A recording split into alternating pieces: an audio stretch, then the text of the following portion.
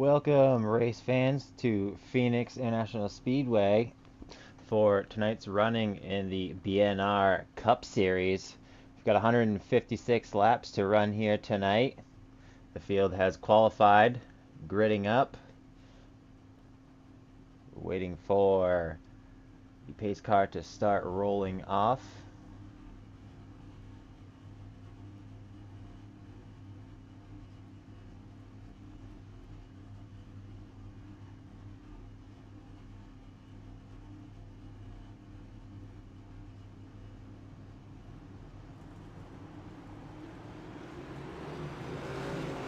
All right, pace car is pulling out onto the track. Let's take you through the field now.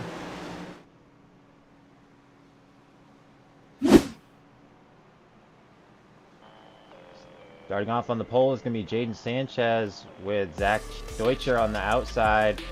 Row 2, Caleb Shelton and Brandon Moore. Row 3, Sean Judson, Philip Bridgman.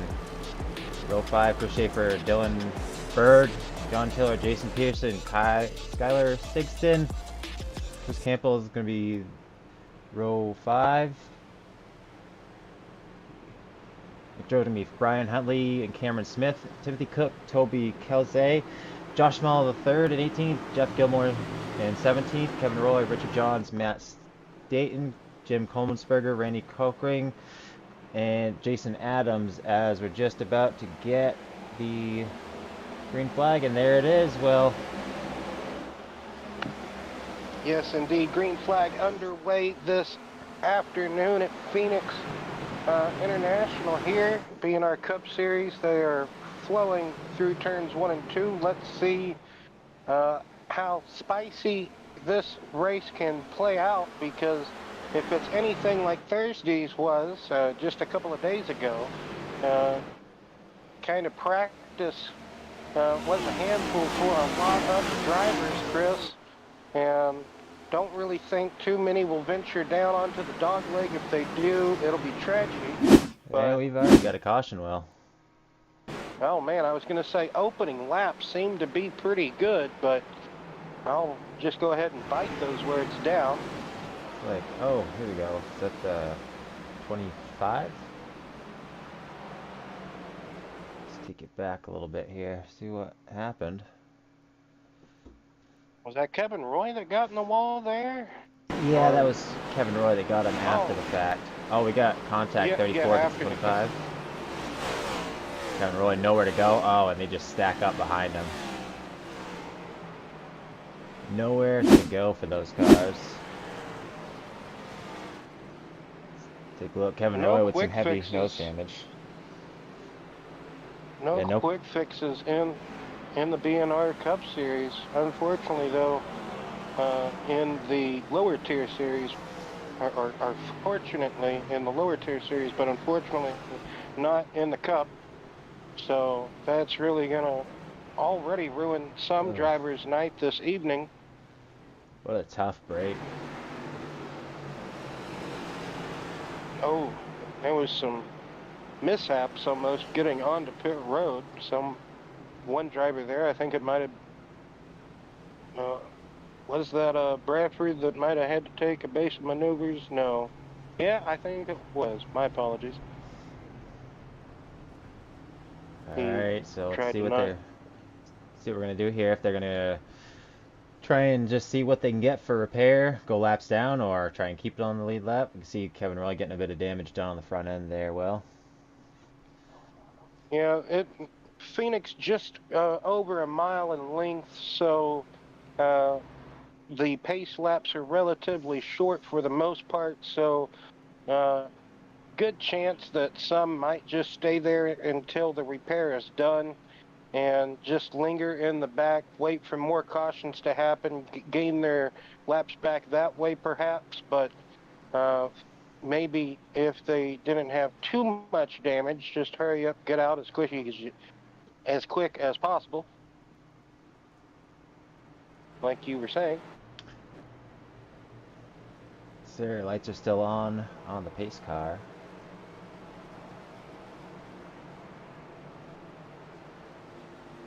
That was a good opening jump from the initial start from Jaden Sanchez. it looks like Deutscher has maintained the second place position.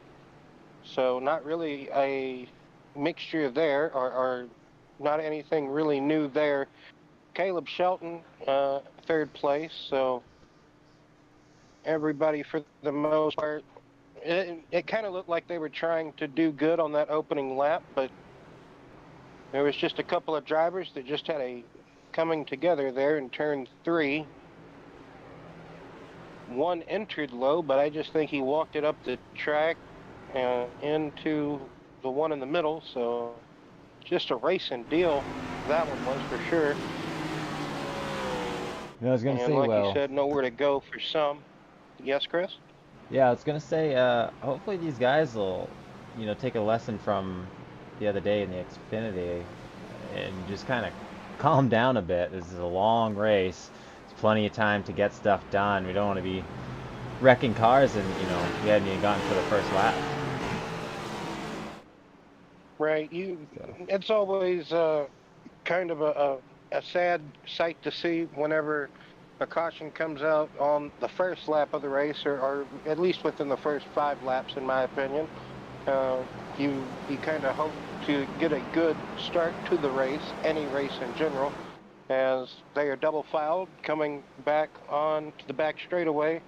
As here at Phoenix, the pit road relatively long.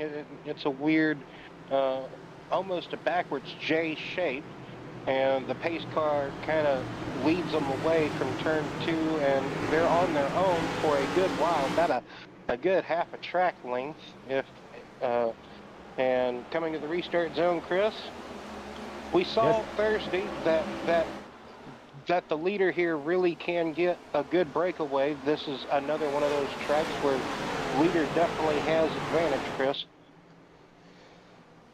Yeah, for sure. When you get the nose out there, you get that clean air and kind of just set the line. This is a kind of a hard track to pass unless there's a couple of key spots, but other than that, each corner being just completely different, really. Right, Phoenix, like like we talked about Thursday, Phoenix, kind of similar to Darlington or Gateway, other odd-shaped tracks that you might think of, because it very, very different track. It's not your everyday run-of-the-mill oval, so you really have to attack both sides of the track in a different manner. And being such a Which version? unique shape, it's they only run it, what, once a year, is it? So it's not like you're getting much Right, practice at any other kind of track other than the tricky triangle Pocono, but that's not really much comparison. right. When when you do go to a track uh, like Phoenix, basically early in the year and then later for the championship weekend, it's uh, it's very difficult because it's in 2 different kind of conditions, and sometimes the spring race can kind of be the hotter race sometimes, or maybe the one that's in November. It varies. Uh, Phoenix, but which, I was going to ask you, Chris, which version of Phoenix, which layout, I guess you could say, because it has been kind of swapped, and there was some grass on the back straightaway at one time. But which version of Phoenix did you prefer? Well, definitely the new layout, despite the where the line being and the pit entrance being in what used to be the front stretch now being like the back stretch. It just messes me all up. However, we got a car in the wall right here. We'll have to come back to this one, Will.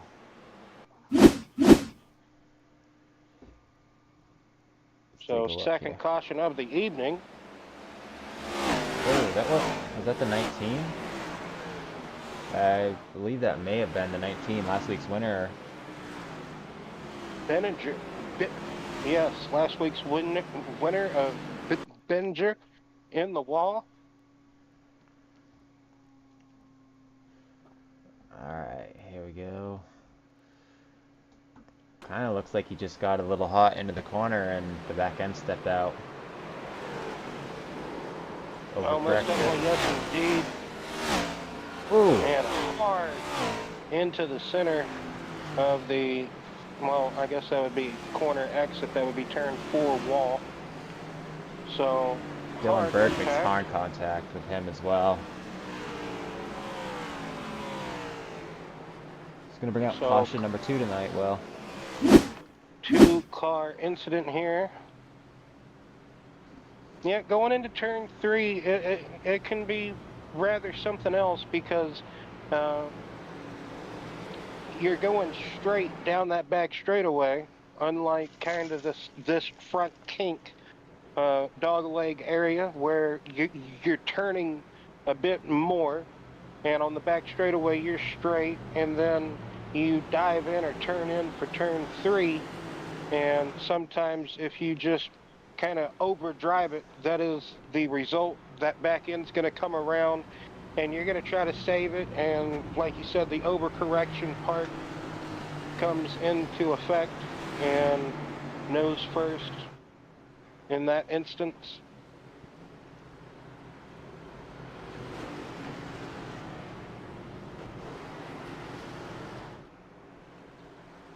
Absolutely. Some drivers... Yeah, go ahead, Will. Go ahead, Chris.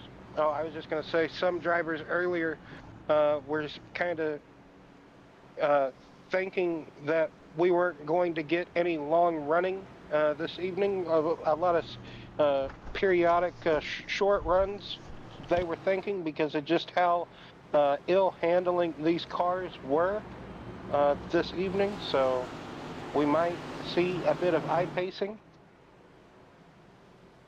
What were you going to say, Chris, though? I'm sorry. Well, fingers crossed that that's not the case tonight, Will. We don't want to see a lot of eye pace and get some green flag laps and some hard battle. That's what we want to see tonight. Yes, indeed. I agree. All those yellow flags that, you tend to see sometimes when track conditions are like they are. You just really hope you don't see a lot of them, but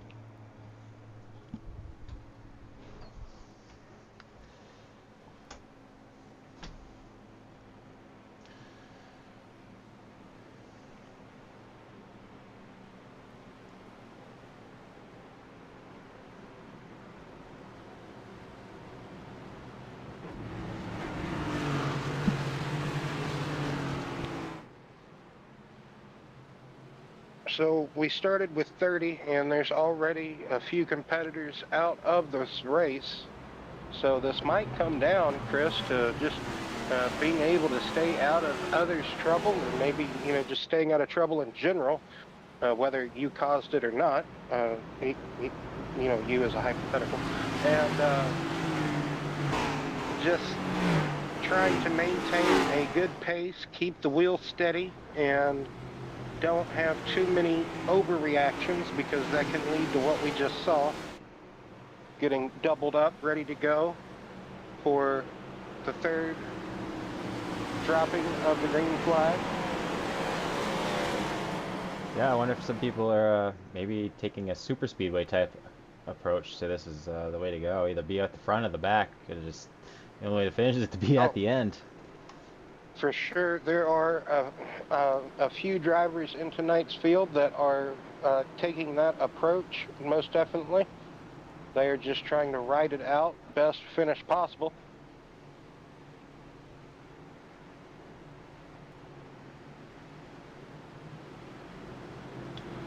Looks like we added a lap. Oh. Well, just whenever the pace car driver thought, man, I get to go in, he got brought back out again. And he's probably wondering the same reason just like we are, so... Almost looks like those old restarts back in the day from kart getting called off. I don't know why I'm having such a hard time trying to say the other word here lately, but we'll just go with kart. Because at the end of the day, pretty much the same thing. One series had a little bit more horsepower than the other. different restrictions here and there. Oh, I guess the pace car didn't come back out. They were able to finish that at one lap. Yep. Notice we're not seeing much dogleg use. You had mentioned that to me earlier. Well, tell me what that's about. Well, just how the underbody of these cars are. It's the under tray, for the most part, flat bottom. They somewhat resemble. We got a car going around. Ooh, good save by that 11. Sorry, Bill. Jim Coleman'sberger, what a save. Did a caution come out because of that? No, he saved it. No. Yeah, I saw real quickly before you got the answer. I saw the green cactus there at the start-finish line. The start-finish cactus still lit up green, so thank you, Phoenix, for having that display. But, yeah, epic save by Jim Wheelman Coleman'sberger. That's what I'm going to call him from now on. Epic save, but as we were alluding to, yes, the under tray, the underbody of these cars, very similar to what there we go, Will. Be on a... What happened? We got a caution now. Oh, man, right as I'm trying... Man. Right as I'm trying to explain something, or we trying to talk about something. And 79. Loose, goes around, overcuts into the wall. Hard hit.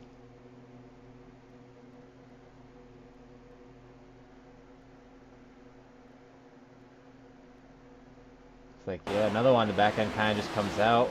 Unfortunately for him, he ended up overcorrecting. Oh, Kevin Roy again. Unable to avoid. Early on. And there he is in the wall. He's stopping. I think he's had enough. Yep. Either that or that car is done. I'm really not sure. Yeah, he might. You know, at this point, you couldn't even blame him if he was done. That car's got heavy damage, and we're on. Oh, geez, what lap are we on here? 20-something. Yeah, and he's already been in two of not his fault, so. Right. Hopefully he gets back out, but we'll see. I definitely sympathize for Roy there. I've kind of been in a handful of races where I just keep getting, only lap 20 here that this caution, third caution of the evening, has been plagued us.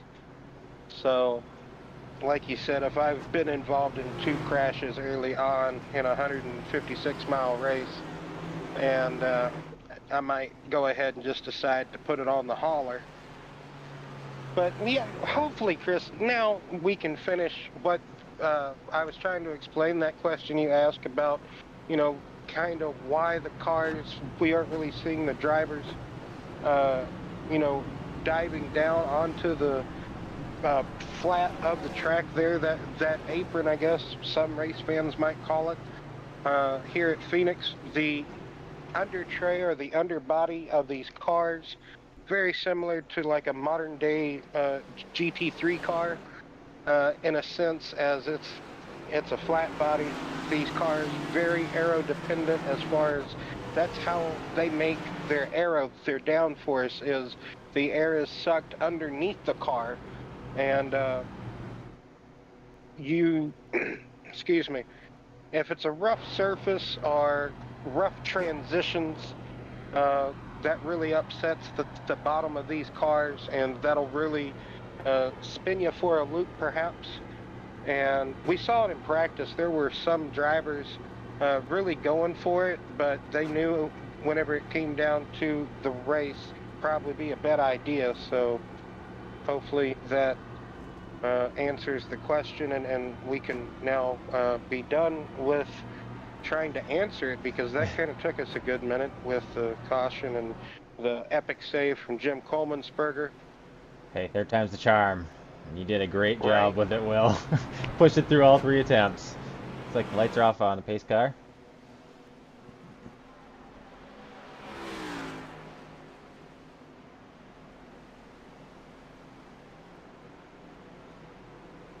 Sanchez has been leading this one for the whole time. Well, but also, Chris, that's fairly easy to do when it's being plagued with cautions. So,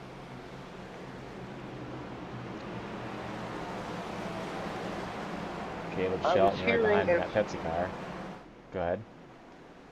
I was just going to say, for anyone at the moment that is interested, the pit window, these cars this evening with 75% or 70% fuel, my apologies, are carrying 67 to 70 laps on a full tank at race pace. So if we do get that type of green flag run in, which very spectacle if we do, I don't know. But tires also might be crucial. We got 6 sets tonight, so some drivers might just be more worried about tires than fuel, seeing how many cautions we've already had. Good restart, though, at the moment, as some drivers trying to gain a little bit, or just others for the... Oh, somebody got loose there. We got some takers perhaps maybe going down the dog leg, but one car... Oh, yep, one car for sure that ventured down there maybe just got loose. For sure crashed. Yep, that's the 82. I don't know. Jason Pearson down on the inside wall. Not bringing out a caution because it wasn't racing surface, I don't think. So we stay green at the moment. Oh, Pearson got loose through the dog leg transition. So even being on the racing surface, that little kink. We got one on the straight and another one around. More hard contact. Oh, 41 and 4. bunch Those of are, SHR cars. yeah, I was just gonna say teammates Brian there. Huntley, Aaron Bradford. I didn't make out a couple of others at the moment. Brian Huntley was telling me that he was just hoping to stay in the back and avoid all the chaos. He was one of the drivers just wanting to get the best finish possible. Oh, man, Bradford, it looked like he was going to come off the corner fairly easy, and it just snapped loose on him. Looks like the 8's involved, the 3's involved. Was that Coleman'sberger as well, you said? Yeah, I don't know. He just didn't, like, slow up. Oh, well, sometimes in the smoke, you know, if you do, if I'm not mistaken, Chris, you can turn the smoke off in the graphic settings, but so some drivers prefer to keep it on, and I think he was just trying to go where he thought they weren't, but sometimes what goes up does come down. In that case, it you know, going from one side of the track to the other from basically laws of physics, that just unfortunate.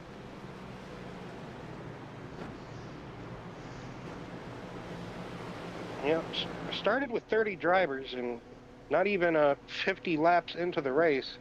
Going to be 30 laps here in just a moment, but working the fourth caution really early on, Chris.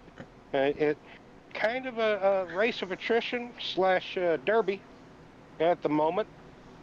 Demo derby. Yeah, it's you know what? It doesn't even look like it's because of aggressiveness. It's just a lot of these guys getting No, down into not at all. turn. Well, it used to be turn 1, I guess, the turn before the start finish line, and that back end could come out. That's one of the trickier corners, at least in my Yeah, opinion. turn 3 and 4, from the looks, Chris, I have to agree with you. Turns 3 and 4 has been more of a troublesome spot tonight. Thursday, it seemed like it was turn 2. Yeah, we've had I think this is really our first incident for trouble with turn 2. But at the moment, working fourth caution, so I would say turns 3 and 4 is the trouble spot currently. So this is just the first turn 2 incident, so Well, again, sometimes you never sometimes you never can tell, Chris, which spot of the track is going to produce all the action, or sometimes the carnage, all the chaos that you might see happening with, just cars just ill handling at that certain spot, or that section of the course.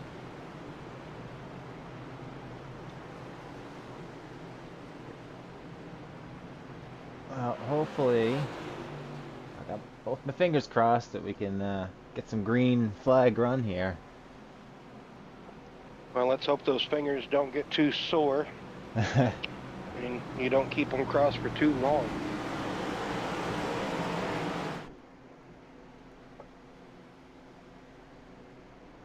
Oh. There's some of these guys up front are probably starting to get a little frustrated. They just want to do some racing.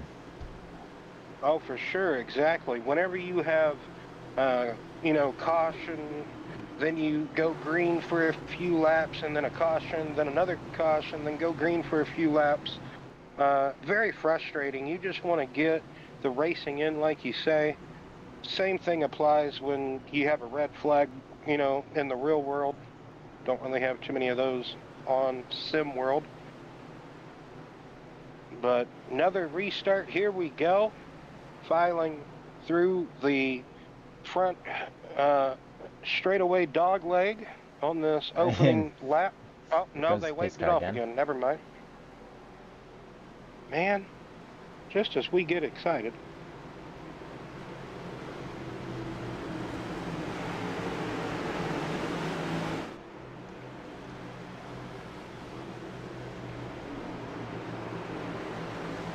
Try it again. I wonder why they keep waving off the restarts. Maybe they don't feel like everybody is caught up, but sometimes, hey, that's, I don't want to say, hey, that's your loss, but at the end of the day, that's almost what it is. If you were trying to make sure you have damage repaired, well, yeah, just one of them things, I suppose, Chris. Yeah, and the As green flag is restart is back out. taken now, back up to racing speed for the most part. Zach Deutscher trying to challenge for the lead, also taking it Come easy on, for the most boys. part. Oh, another one? Oh, man. Very saddening. What was it this time? You see Kevin Rose back on the track.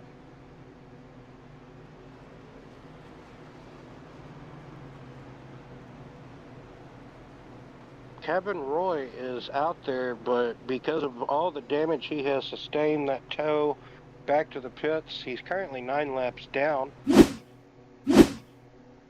That's what happens when you don't have a fast repair in the series and you get caught up in other people's chaos. Let's see. Oh my. There are a couple of cars locked it up. Let's see. We got 34, Miguel Campo. Yeah, it looks like he just locked it in. Locked it up. 6 locks it up.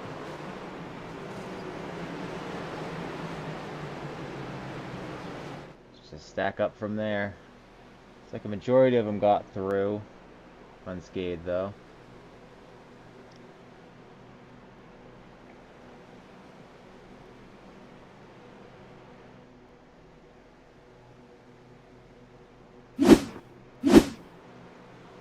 Well, we get one more caution through turns 1 and 2, and then we can say, well, it's a 50-50 of which side of the track or just whereabout is producing all the just, carnage or stack up or problems. Yeah, I think you just they need to kind of chill for just a handful of laps even. Get some heat in the tires. And then they can, Right. start battling. And at this point, they've done what? 1 lap, cold laps, 1 lap, cold lap. So, I mean, you got some really weird heat cycles going through this, doing tires. Exactly. When you have multiple heat cycles like you mentioned that really takes a weird effect on these tires, and especially when you're trying to keep temperature in them, like these tire models really want you to on iRacing. You got to keep them to a certain temperature for them to perform.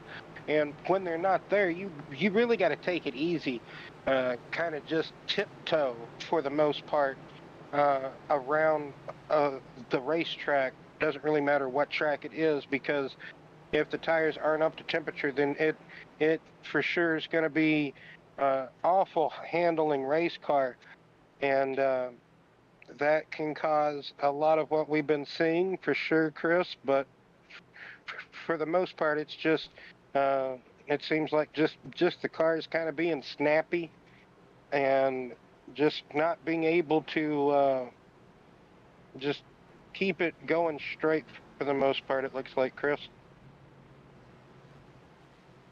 Exactly. Just those cold tires. So they need to settle in, and I mean, I guess it's easier to say from behind the microphone, but Yeah, it's always easier to talk about or give opinions of, but when you're not holding the steering wheel, so. But hey, that's what we're supposed to do, I suppose. That right. Why doesn't he just pass got to him? give right. Or why don't they all just kind of slow up and just take it easy until they build up that tire temperature? But uh, it wouldn't be a race if you didn't, if they weren't out here trying. So you Because can't if tell they a all took it slow, yeah, you can't tell a race car driver to slow down. That's just not what they do. right?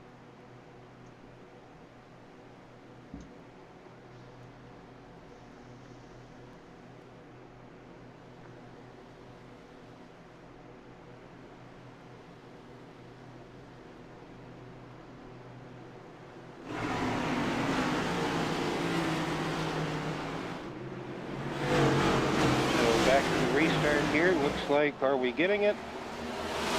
Yes, Yes, indeed. Green flag. Back out the air drift. Let's see if we're going to get more than a half a lap or a lap of racing here. Hopefully we can. oh no, the leaders. Oh, and oh boy, big wreck with the Oh, leaders. this might be a parking lot. Oh, ooh, doesn't look like it. Oh, this, Wow, good job by everybody there, really. looks like Jaden Sanchez in the 9 just got completely, absolutely slideways on the corner exit. And that might be of a case of that just multiple cycles on these tires, and just of how ill handling these cars are here at Phoenix. Just, man, Let's take a look here. Well, oh, looks like he actually just got loose. a handful of cars caught up in this. He did that 9. Sanchez just got loose down in front of the 88 and kind of a stack up. Well, I But kind of wonder how much damage. Oh, Deutscher might have a lot of damage on that 88, but he's still able to drive away. But they're all still relatively able to drive away, looks but like not too hard bad. hit. I'm not 100% sure who the red car was that came down into Sanchez and hooked him in the right rear to spin him more sideways, or a couple of Bridgman? 360s. I believe that was Bridgman. There.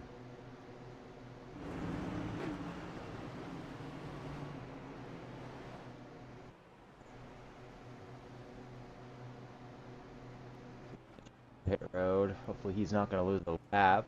He actually looked like he didn't have too much damage. Somehow, after getting spun around, punted a couple times, uh, just kind of recovered it.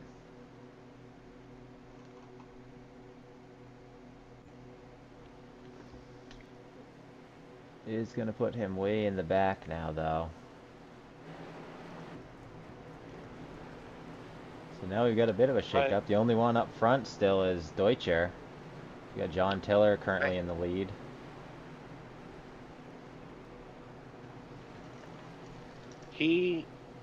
Sanchez still on the lead lap, as well as Bridgman, I do believe. So they were able to get a bit of repairs done and then back out onto the track.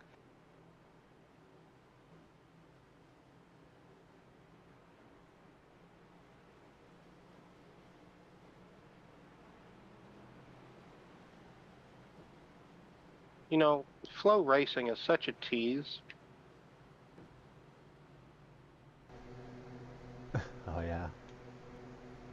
Because if you follow them on YouTube, they'll put up a portion of a race up for, to watch for free, and then as you're watching it, they'll take it down after they get X amount of viewers or like a certain percentage of the race in, because they want they want you to try to download the app and get that subscription out of you.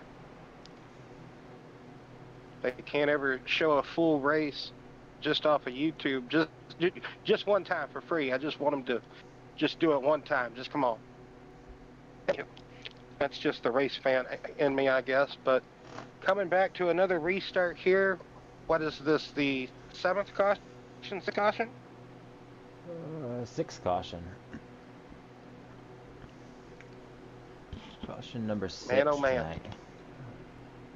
Like you said, a couple of new faces up front. John Tiller. Zach Deutscher still up here. Like I said, I'm very curious about how much damage he may have. Brandon Moore up here in the 47. He was struggling in practice as well. He's been involved in something. He's got a lot of nose damage on the front of his car.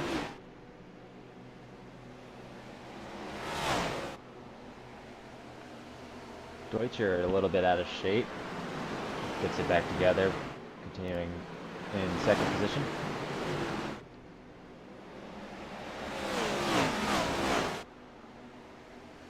Deutscher gonna cut the dog leg and take the lead. So really the first successful venture down onto the flat. Oh no! Here we go. They collected up. That was Campo. And nope. Yeah, Coking, Randy Coking, I believe. Was it? Oh my goodness. Or was... I don't know if that was Randy or not. I'm about to see here. 66. Yeah, that down. was Randy.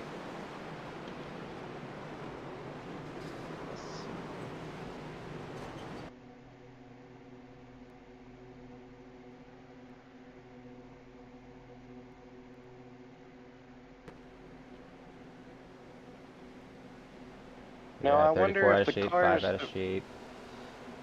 And 60. Everybody just kind of lost it off that corner.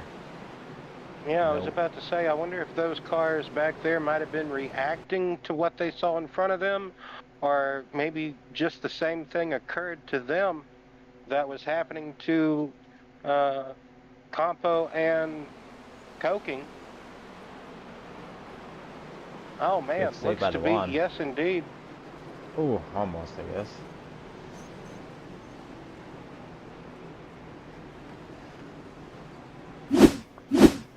Caution number 7 on lap 46 of 156. Will, it has already been a long night, bud.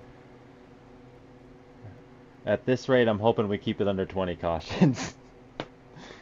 Oh my goodness. Right, me too. That would be the hope. I don't know about you, but I'm not really a praying person, so I can't really help you out much there, but hey, we're both in the same boat then. Look at that. Somebody throw us a life raft. We do the more we do these broadcasts together, the more we're learning about each other. How about that? Yeah. 7th caution, like you said. Deutscher, like you mentioned, able to take the lead away from Tiller. So Deutscher now in command of this race. Interesting to see how he will play it out when it comes time for the next restart. Just out of curiosity, do you, oh man, he does have a little bit of dents and bangs and dangs on the right side, just a little bit. Do you ever pull anybody up in the booth and talk to them during the race from the drivers, or? Yeah, who'd you like to talk to? Well, maybe Brandon Moore or Deutscher if they're there. If we have time still. Zach Deutscher.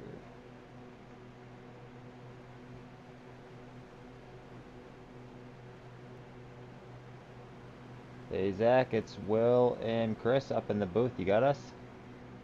Yes, sir. Alright, let him have it, Will. Well, Zach, Sanchez kind of got slideways in front of you. He kind of swooped down. You were involved. It looks like you got a little bit of damage on that car. How's the handling afterwards? Not bad at all. I think I could still win this with the minimum amount of damage I got from that. Now, still expecting a pit stop out of a handful of more of you in the top 10 here, because there's a few that have yet to pit, I think. Or you may be the last one yet to pit. So when are you planning to make that pit stop? Next caution or two, I'm thinking. All right, 10-4. Going back green here, I do believe, so go get them, Zach. Thanks, guys.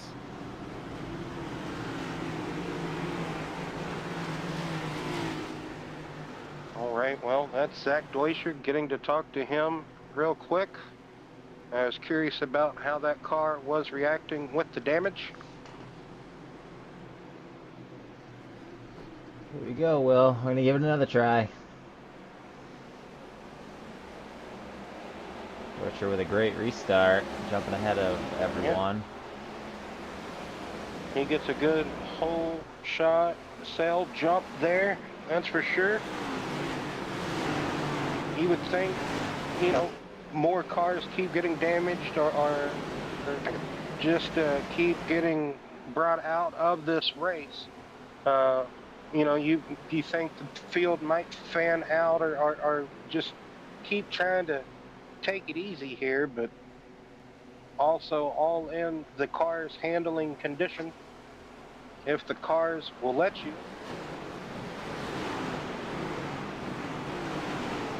And look at that, Caleb Shelton back up to 4th already. So the restart's playing out in his favor as we got the 48 going around. Is that Bridgman? Yes. Yes, Bridgman in the 48. Oh man, for the most part, everybody somewhat avoids him for the most part.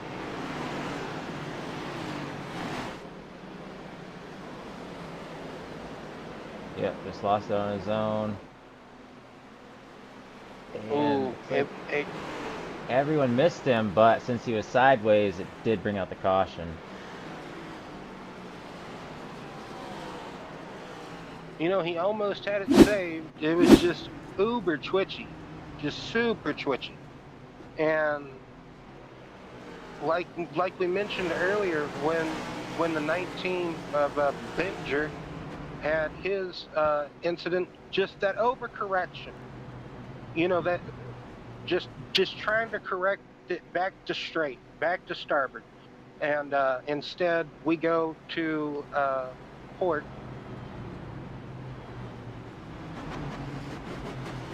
So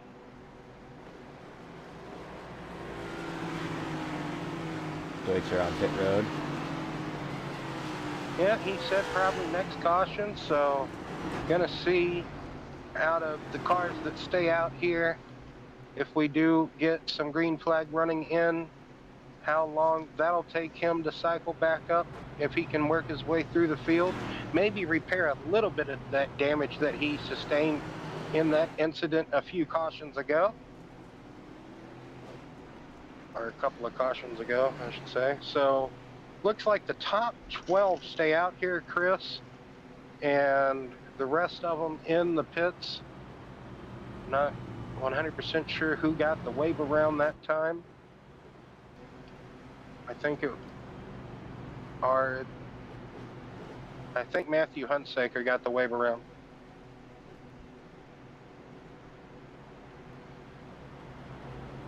Well, as they sit right now, the top 5 is Caleb Shelton, Chris Schaefer, Cameron Smith, Toby Kelsey, and Richard Johns. It's like actually Jaden Sanchez is right outside that top 5 in 6th place after pitting. Deutscher back in 11th. Excuse me, Sanchez didn't pit, Deutscher did. I had them mixed up, my bad. Yes, Sanchez trying to recover from that incident a couple of cautions ago, so if we can get some good, sustainable green flag running in, it would be nice to see where everybody will equalize out too, because some of these cars, some of these drivers pitted maybe a caution or 2 ago, maybe 3 ago or so, and just out here trying to have the best track position as possible.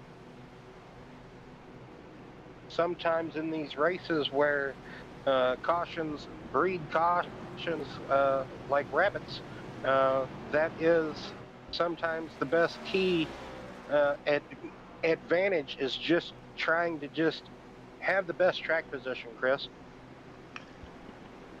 Yeah, absolutely. Having the best spot on the track, of course. Again, some of these corners being hard to pass, and being at so many cautions, to not have a lot of time to make moves. It's just the restarts, but it's like pace car is off now.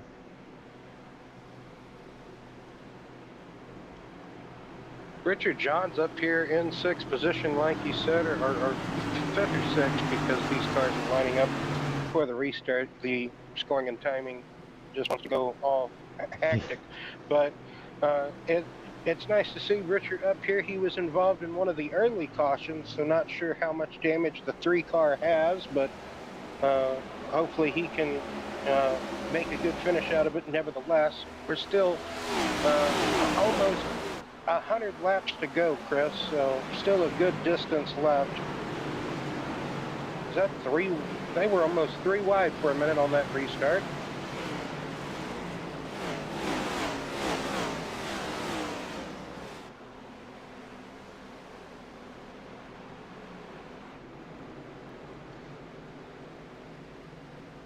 '51 car making a move. It's Toby Kelsey down in the dog leg, trying to get by Sanchez and Schaefer. He's got Schaefer cleared now, and Sanchez is going to be looking under Schaefer, and there's another caution.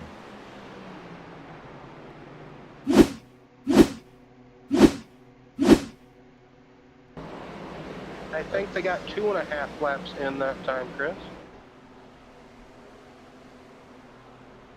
And let's. Or was that 3? The 66 car again. Do they have a tap rule in this series, Will? Sorry, Chris, don't mean to laugh.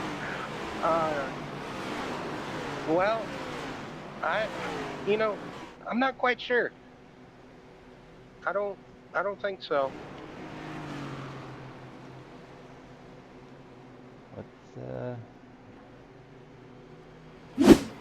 It looks like that transition of the kink, how it dips down then back up again, has caught out another driver. That 66, like you said, it caught out Pearson earlier in the 82, and earlier it didn't bring out a caution, but this time iRacing said caution, so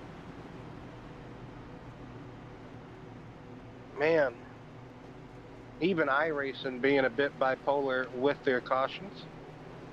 Love to see it.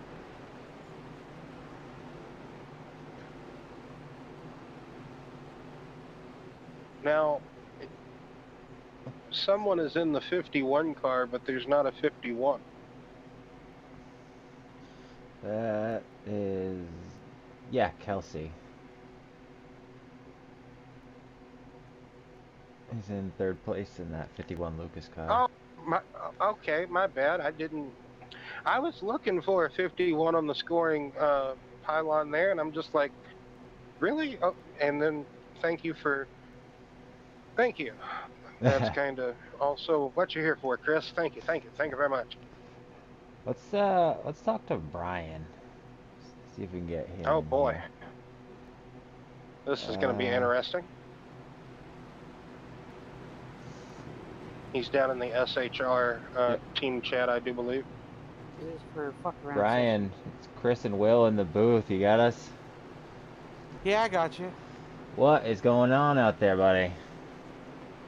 Well, we had a bad storm come by and that kicked me out. We lost power, so now I'm trying to battle back and We're just I doing a bit of. it's a very bad night for me, and it's like everybody was saying the intenseness out on the field they said is a little bit too aggressive, and I agree.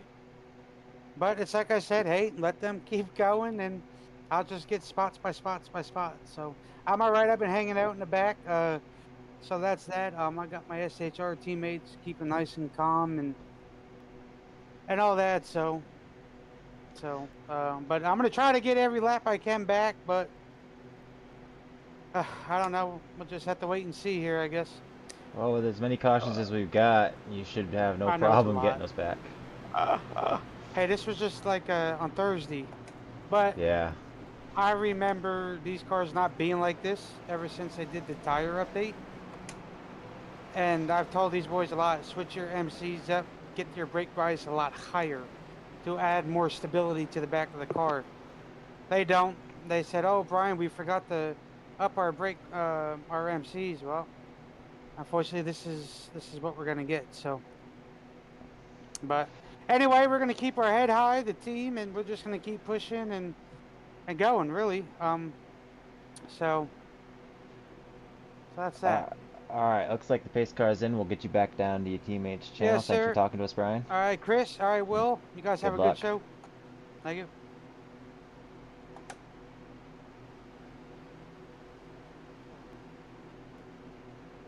All right. So now we know what's going on with Brian. Looks like we're gonna get the green flag back out here on lap 61. Ooh, the outside line just didn't really go. Smith and that 8 car kind of stacked up a bit.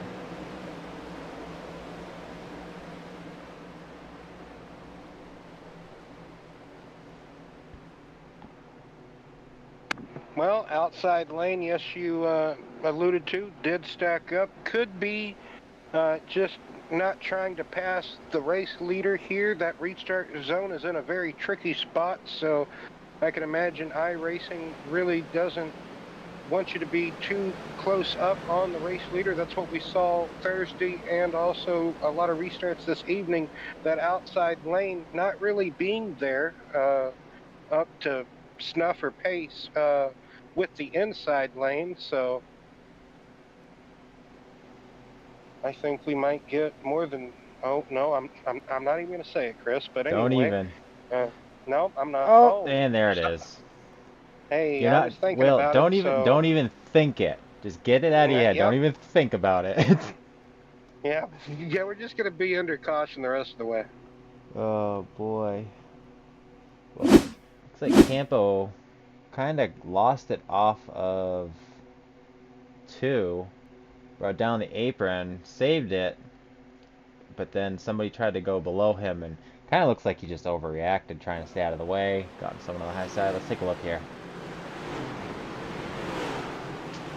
Get down the apron, gets it loose, locks it up, keeps it straight, gets back onto the track, keeps it relatively low. Looks like that one car went below and he kind of just overreacted, shot it up the track, and that Hunt's Brothers pizza car ended up getting his rear corner. I think that's Brian on the Hunt Brothers pizza car. It is. So ended up going across his nose. Well then, so Caution 10.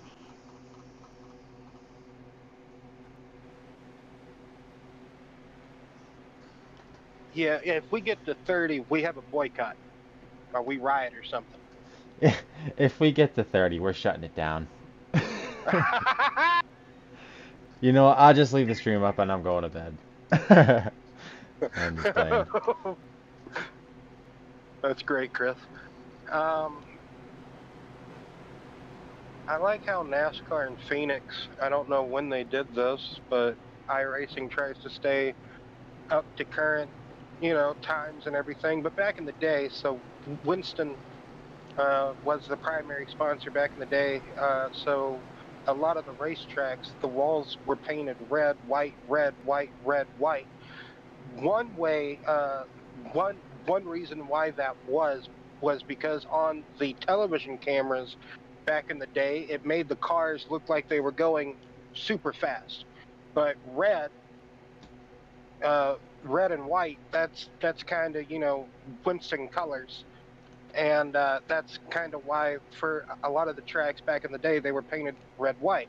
So here at Phoenix, they have that little NASCAR emblem in white painted on the wall for most of the wall.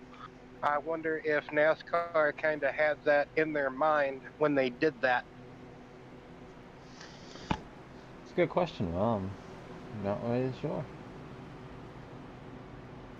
So now, 22 cars in total. Oh, Huntsaker's not in the one car. He's in the 41, so my apologies. That's Cook in the one car. I've been saying Huntsaker every time I see the one. I don't know who you've been saying when you see the one, so my apologies out there, any Cook or Huntsaker fans being confused. Huntsaker drives a Ford in the BNR series, if I'm not mistaken, in all of the series. So Is Hunsaker not here? I'm not seeing his name. he's in the 41 car. So I think he crashed out, or nope, Aaron Brad. Man, I'm getting all confused. Bradford's in the 41. Aaron Brad.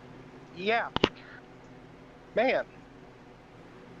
Yeah, Huntsaker's not here today, so let's just throw Huntsaker out here. I don't know why I said Huntsaker, I guess, because I saw a number 1 and I was like, oh, hey, like I said earlier, past couple of weeks, these drivers and their numbers, man.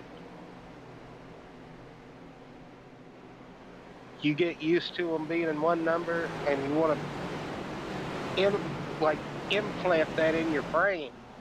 As a commentator or someone that tries to provide coverage and remember these things, and then they go and switch up on you, or they may race that number in a different series.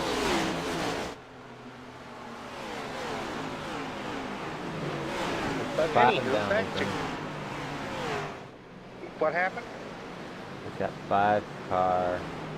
Yeah, He was down on the apron, 05. left of it. Oh, yeah.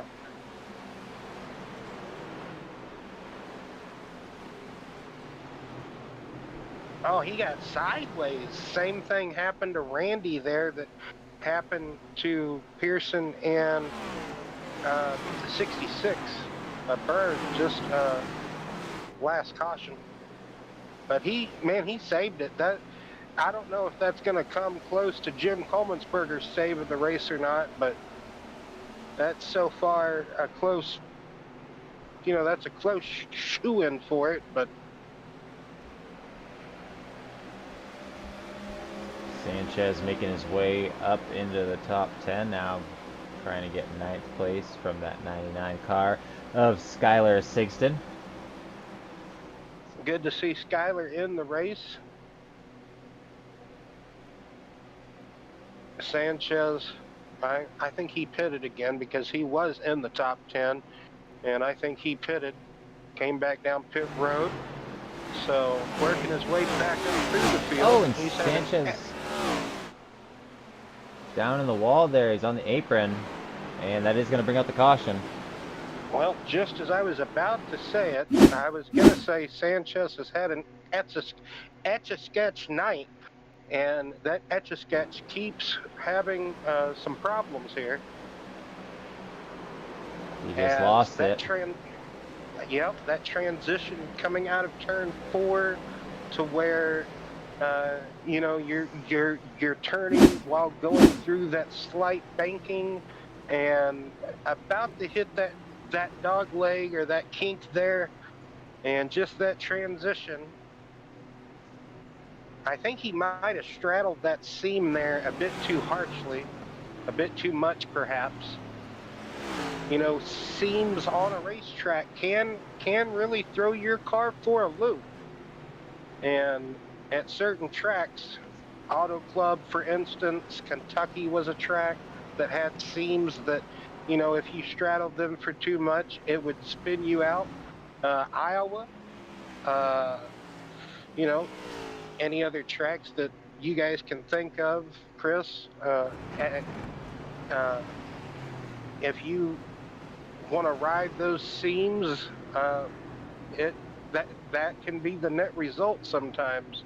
I'm not saying necessarily that was, but it could have been the case. Just maybe trying to battle Skyler aggressively on the bottom and trying to power his way on fresh tires. Those tires may not have been up to temp because, like I alluded to, I think he pitted, and like you said, he was working his way up through the field. And that was a hard impact on the left front. I would not be surprised if the toe is out of alignment, Chris. Yeah, just taking a look at him in the pit there. Caleb Shelton came down and pitted. He was the leader.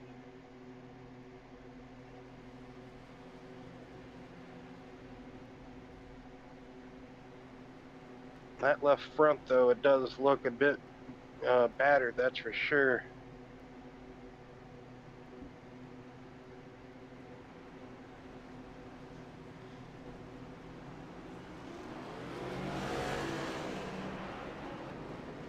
Sanchez racing to get off pit road without losing a lap.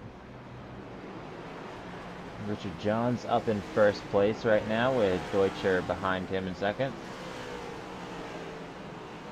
Chris, don't you find it fascinating how you can kind of dig a tunnel underneath of the earth and not disrupt the foundation that's already existing? What do you mean? Well, years ago when they redid the course here at Phoenix, they also there's a underground area that you can walk in the from the garage area to the outside of the track. Oh, I gotcha. Yeah, the tunnel. Yeah. I'm not sure how big of a tunnel or like walk space. It looks fairly decent size on iRacing on the model there. Well, I know there's tunnels in New Hampshire at the NHMS because I'm over here. Been here plenty of times. It looks like just a giant culvert pipe, and it's big enough to fit the haulers through because those go through there onto the track and turn 2 there. Sometimes when they do those type of tunnels, they do have to repave that portion of the track, or they put a new tunnel in at Talladega just before the turn 3. They repaved where they did it, and earlier in the spring race we saw some action take place there as far as that transition of a repaved part, or a patch, I guess you could say. Green flag back out in the air.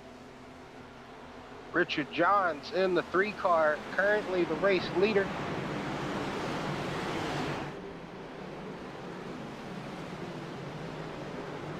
Everybody trying to give each other space and room, but still keep control of their car. Somebody had a moment there, I do believe. But they caught it, saved it, kept it going. See smoke? Oh. There it is again. Somebody, huge lockup. I think that was a lockup and a slam into the wall, or it's like 24. somebody spinning into the wall. Nope, not him.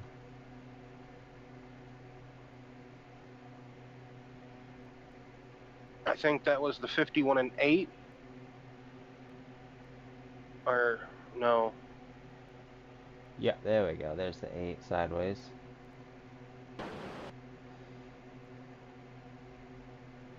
Just that Looks like entry, it contact seems like. Contact with a 34. Oh, okay, That my was apologies. that one was just a racing deal. Unfortunately for the caution, because he did not hit the wall. He didn't have that thing looped around. He had it perfectly safe, but I guess that's just the formula, whatever you want to call it, that iRacing uses, that he was too far around.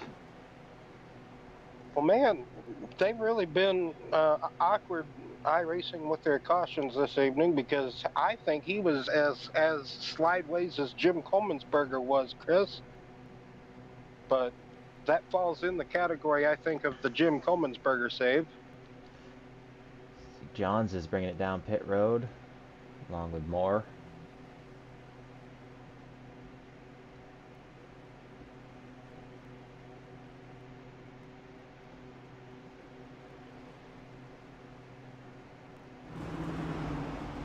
It's kind of been real interesting to see, as far as, when some drivers choose to come in and take a fresh set of tires, make sure that car is filled up with fuel, and see where they cycle out, and then they might run a few laps, then the caution comes out. Others decide to do the same thing, and just see who might be misplaced or out of position, per se, when the green flag is flown.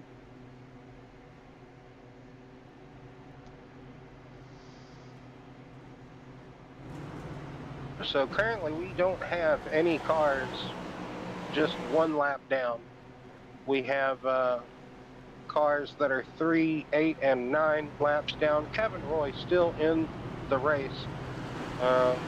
He's not completely out of it yet, because there's still some time left. He could, in a way, somehow be the only car one lap down and get those 9 laps back. You never can tell, Chris. So that's why they race, to always see if they have a shot or have a chance, even though, I guess, some people, they say, man, I'm 8 or 9 laps down, I just might as well park it. But others, they like to really stick it out and see what they can get. I really thought earlier in the race, when Kevin got caught up in those other incidences, that he was just, all right, I'm out. But at the moment, he's really stuck through it, Chris.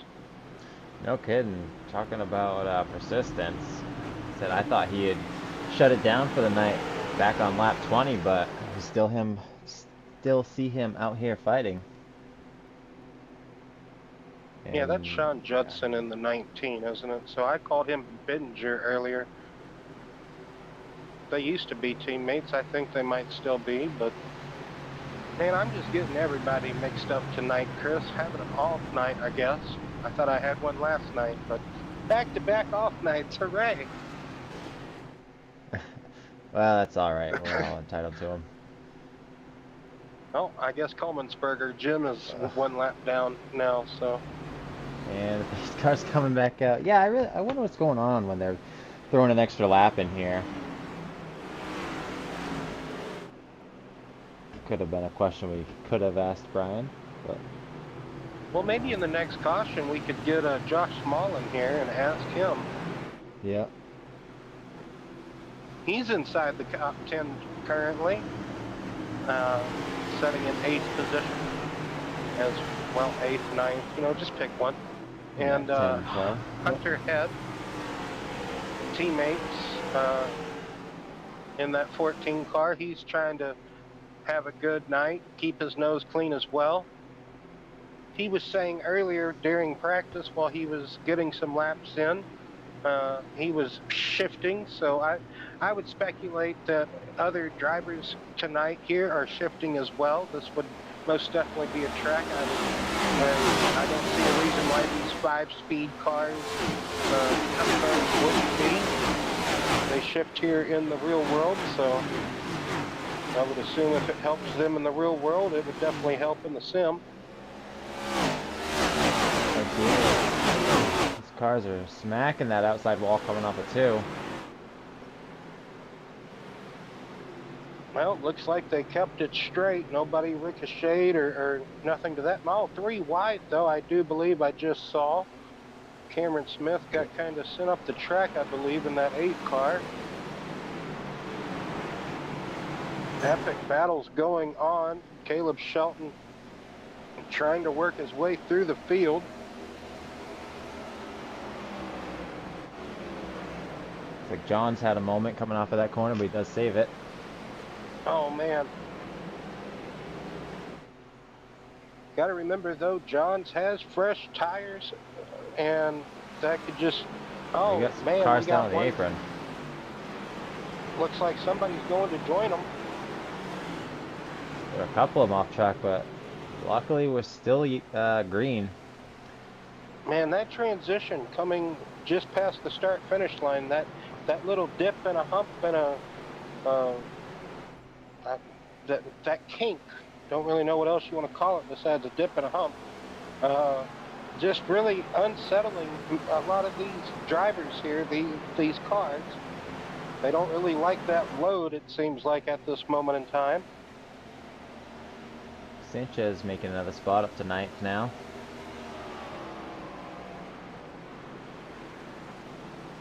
And we talked about his up and down night that he is having.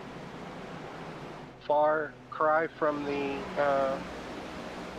good performance he displayed Thursday.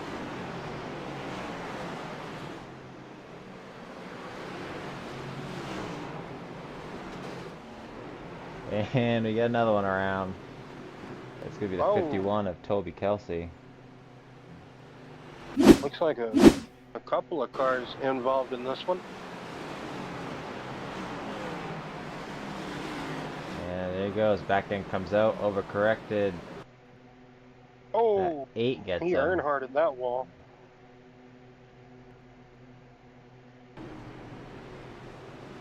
He noses it straight into the wall. And he's going to tow back to the pits. So my apologies. I thought there was 2 cars, just the single car here. Or no, yeah, you did say the 8 hit him. My apologies. So yeah, 2-car incident. I don't know why, man. Anywho, so yeah, the 8 did make really significant contact. Cameron trying to keep his nose clean all night and just unfortunately couldn't duck, bob, and weave that one. So I know I messed up that dodgeball pun, but it's okay. Deutscher had pulled out to about a 2.5 second lead in just that handful of laps that we had over Tiller. So at the moment, if we do get a green flag run here, looks like Deutscher might have something. We know Sanchez has something from Thursday, the laps he led. Deutscher, he did win here, so Deutscher looking to try to sweep the week here at Phoenix in the BNR Series. Pearson heading down pit road.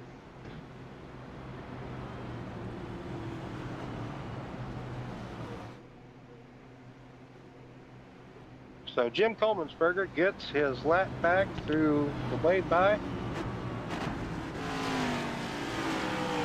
Nobody else, though, because the leaders, all the lead lappers, stay out on track. No one else able to get their lap back, though, so...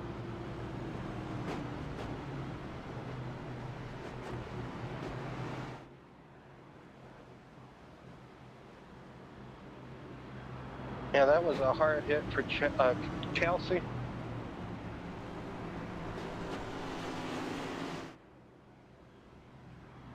Is it like Kelsey Grammer, you think, or how are you saying it?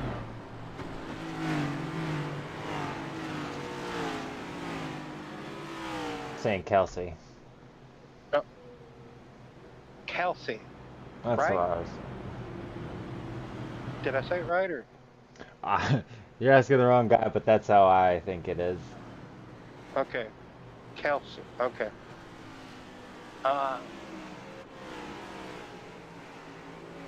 Yeah, looks like he might be kind of going some laps down here. He had to make that toe. It seems like might go maybe 8 laps or so down.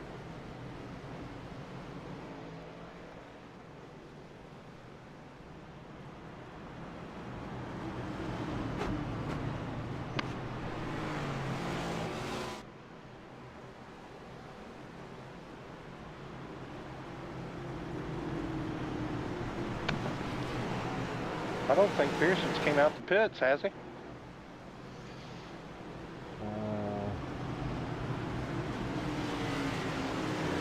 No, he's not showing actually in the session. Oh. At least we're not seeing him. Maybe a disconnect? I mean, he went down there. We saw him dive into the pits, but just didn't. Anywho's, so that's might be all they wrote for Pearson. He's having some kind of issues or something going on, I guess, because he was up in third and just pull off and said he doesn't seem to be in session.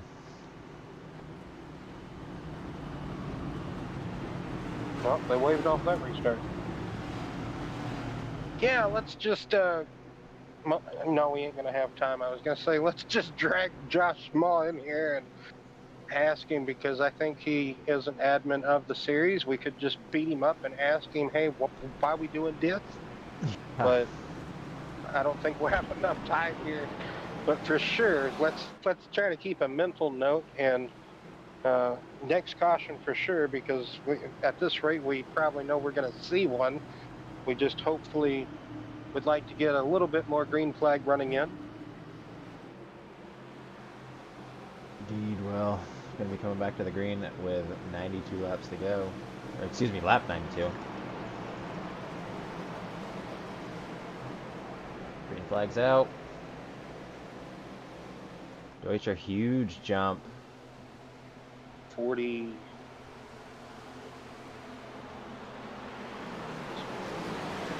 45 remaining? 46? That'd be 48. My math real quick at the moment. I'm not saying, you know, it's fantastic, but it's also not the greatest, so. That's alright. That's why we have the computers to do it for us. It'll let us know when we get close. Very true indeed. Very true indeed.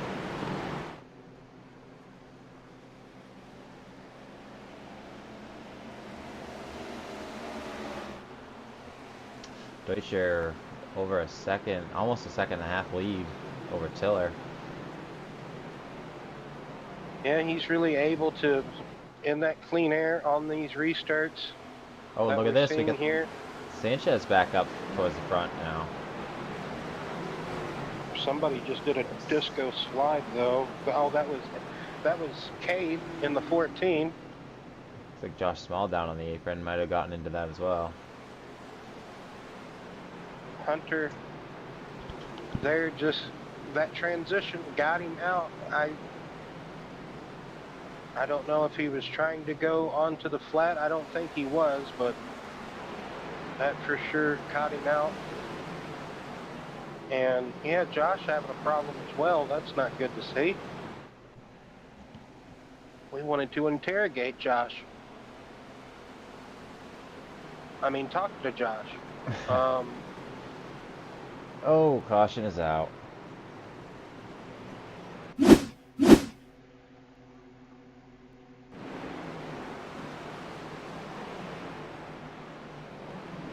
There goes back end on the 99 car. Looks around. Oh, come on. He got that thing just about in the pit road. Gosh darn you, iRacing cautions. Figure out what caution are we on now. 14th on lap 96 tonight. Oh man, it really started in the center of the corner. Started to really lose end on him, twitch around on him, and he almost had it saved. He worked on it pretty well, and then just unfortunately overcorrected.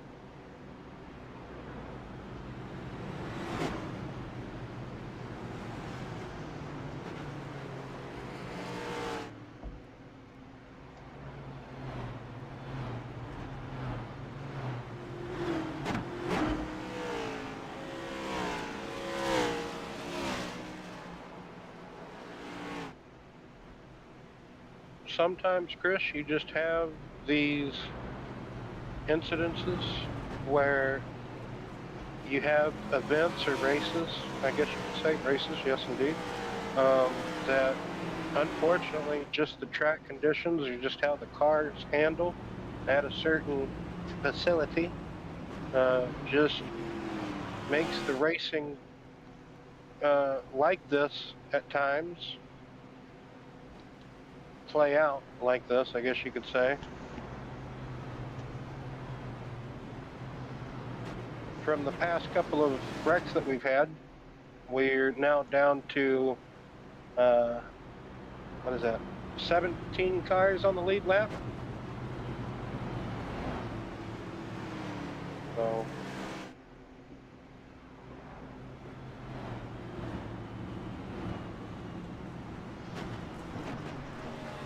sun looks like it's starting to set in that sunset area stage of the evening here on iRacing, just where the event is time set, I guess you could say.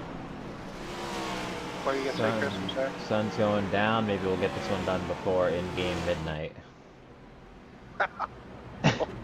Oh man.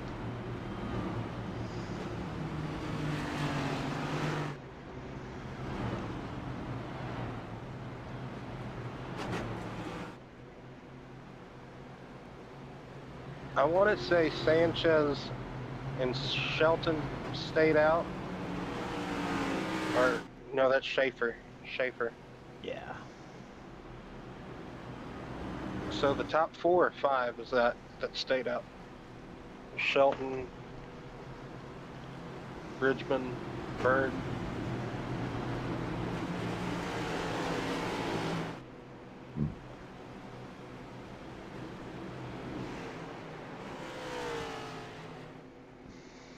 Pace car pulling onto the pit road.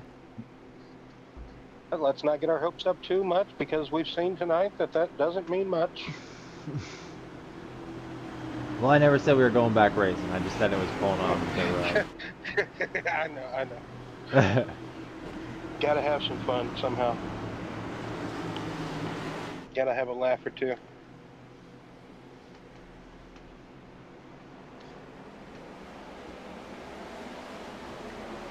It's like that outside line didn't really go so much. Oh, most definitely. Some people were most caught out on that restart, a little bit as well on that inside lane, but go back to what we talked about earlier in the race, just trying to take it easy on the restarts. Tire temp not built up yet. There we go, well. Right. Judson. Yeah, see these guys, they're losing the back end, and just a small overcorrection sends them straight to the wall.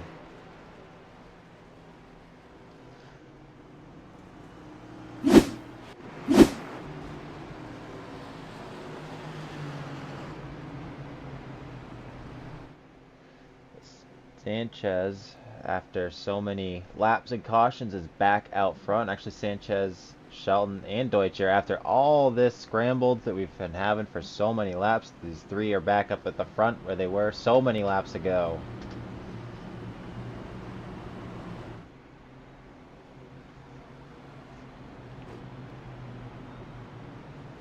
Yes, indeed. The top three, I guess you could say, possibly quickest drivers at the moment in the BNR Cup Series, at least, because Shelton doesn't really race the other racing series. It's normally just weekends or the Cup Series, excuse me. So.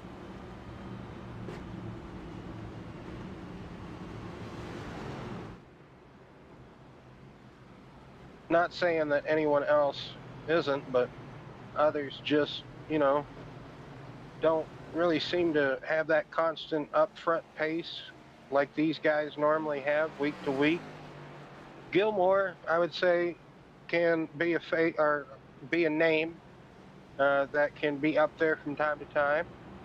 Others as well. Just depends on the track, really, Chris. Everybody truly, really different driving styles at each track, or everybody sometimes has has those tracks in particular that they're good at better than others. I know I was definitely that way at one point. Yeah, Whether you're some people excel on the more open corners, high speeds, maybe the lower speed short tracks, some tight corners like Martinsville. Everybody has their own thing that they seem to excel in. And then there's a few drivers that are just, very few that are just talented at everywhere they go. Yes, indeed. And that's what makes them so quick and fast and intriguing to watch when they're out in front, because you expect them to be there because that's where they try to be everywhere they go.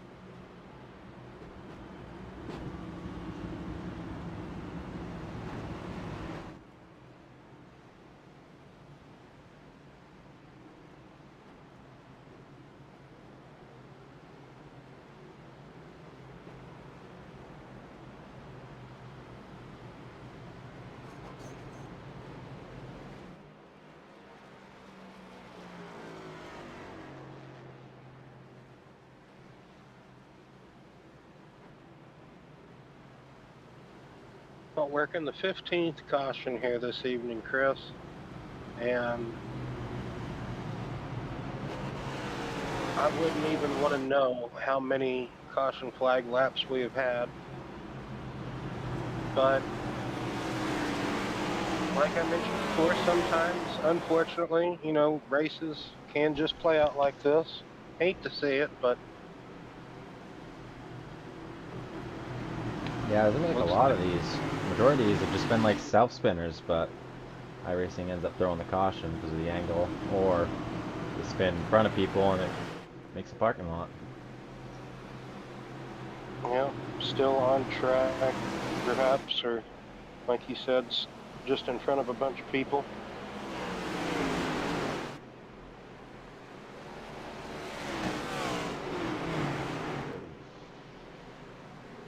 What happened?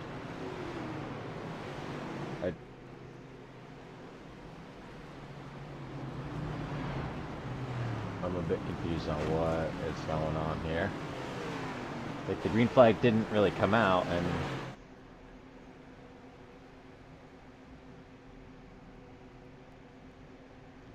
waiting for the pace, waiting for the pace car so it can haul back around down pit road. The lights are back on, so it looks like whatever the reason for that coming back on, maybe just been at the last second. Seems like it's going to have made a mess. Yeah, I don't know what to say either. I'm kind of speechless. I have to agree with you. They have glitched out iRacing. The pace car doesn't know what to do. I would say Jeff Bodine, but he's not the pace car driver anymore.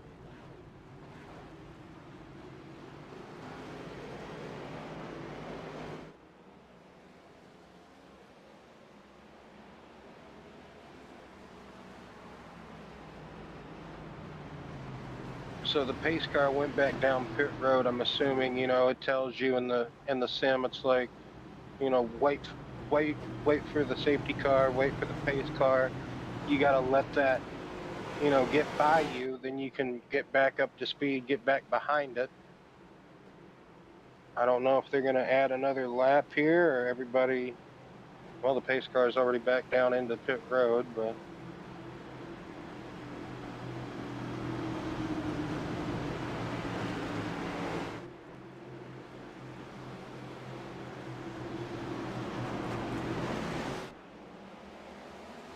Green flag is back out. Just that outside lane. I would hate to be in that outside lane on these restarts, Chris, because you don't go anywhere off the start. It doesn't seem like. It really takes you a long time to get back going on that outside lane. Oh no, I see Sanchez down low. It's like he just went into the wall. Oh, 24 car. What just happened?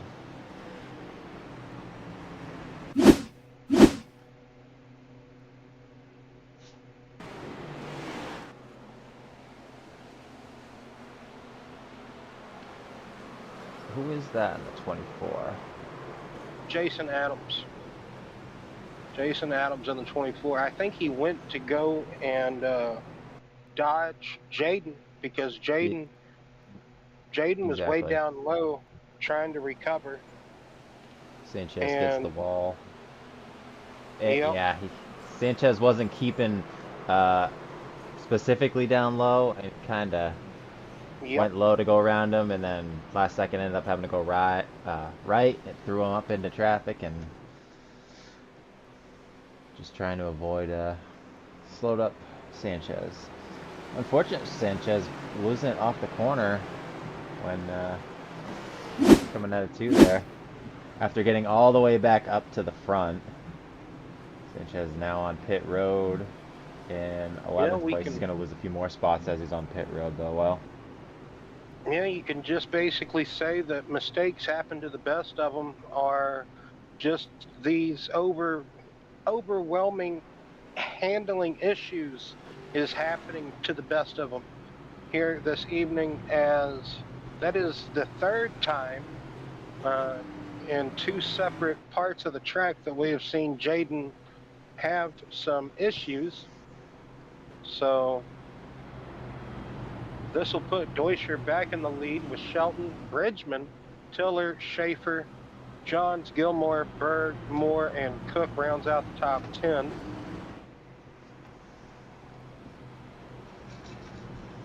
So under 50 to go here, Chris. Woohoo! That sounds terrible, but I mean, come on, we want some green flag racing. Yes, I have to agree with you. I love to see it at some point. I think this is one I just would not want to be on the track for. But it's just trying to keep that thing going or pacing. Man, at least we're in our comfy chairs instead of, behind the wheel. Yes, thank goodness for not having to be out on the track a part of this, because I probably would have just parked it a while ago. Maybe just kind of... Probably wouldn't too well.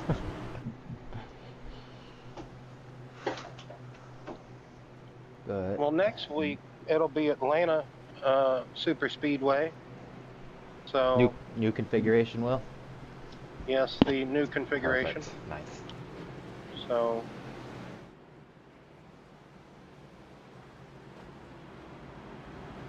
we should see 30 or more drivers there. I don't see why not. It's basically a plate track nowadays, or it is a plate track package as well, so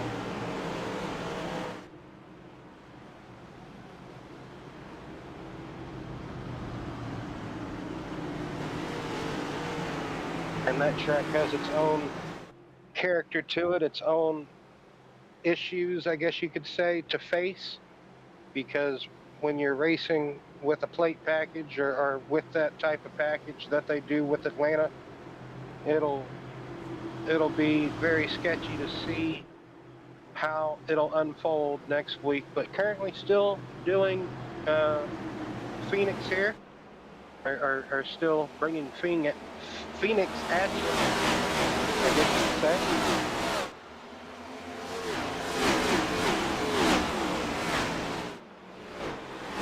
Deutscher with another hole shot jump.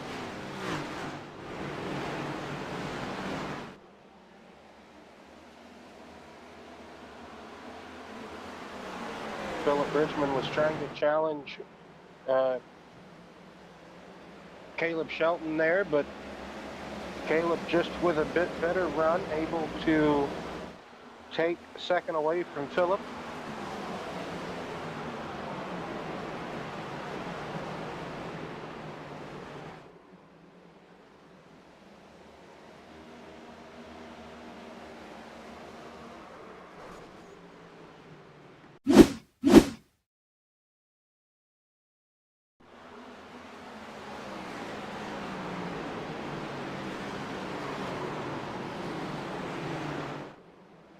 Oh.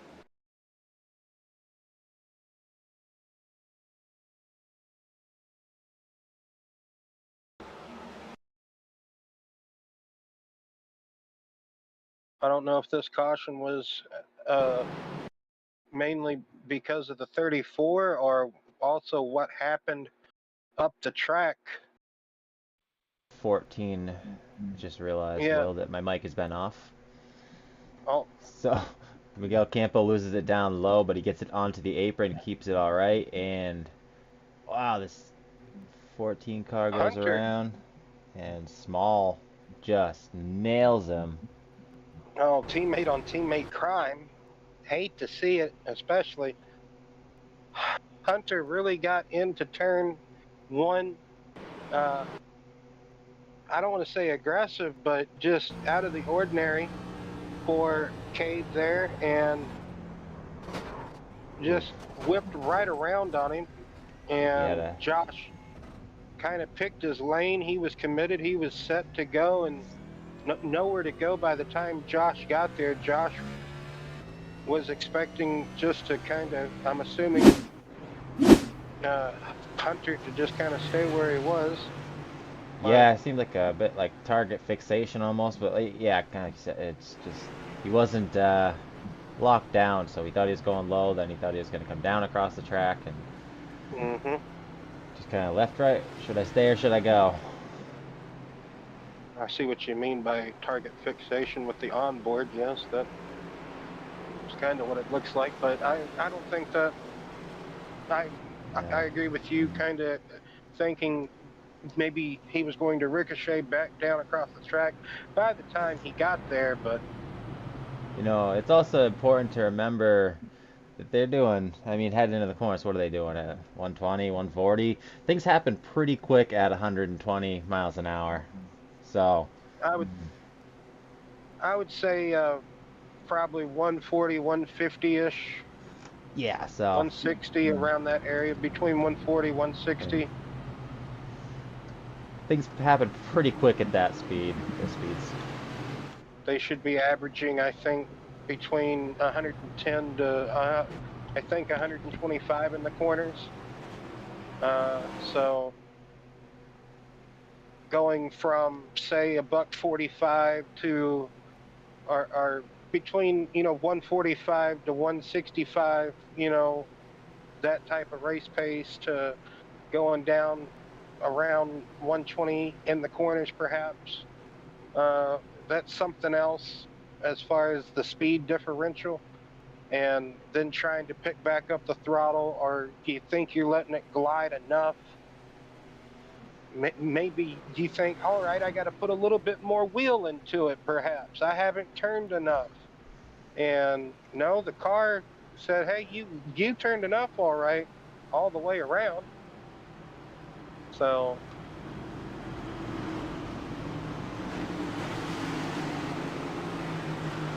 working here. Go ahead, Chris. Yeah, lights are off on the pace car. And they're back on now. Nice. At least they got him to turn back on before he cuts down off the track. There's, Josh Smalls. Let's see if we can pull him in real quick. There you go. Hey, Josh, you got us? It's Chris and Will in the booth. Yeah, I got you, buddy. Hey, hey, what's going on? Why do we keep getting the like added caution laps? We got guys that are pitting and are not coming out and getting caught up in time, so we're just trying to keep extending them. We always have that one straggler trying to fix the max amount of time they can without going a lap down and trying to get caught up, and the guys are mistiming it. So we just told them, you know, let us know if you're not going to make it. So that's what we've been doing, just extending it. Gotcha. 10-4. So, just out of sympathy, really. Yeah, it's trying to be nice. You know, it's a rough track. The cars are really loose and slick, and it's a lot of guys are having trouble struggling. It's just one of the things, man. You know, just got to take the bad with the good.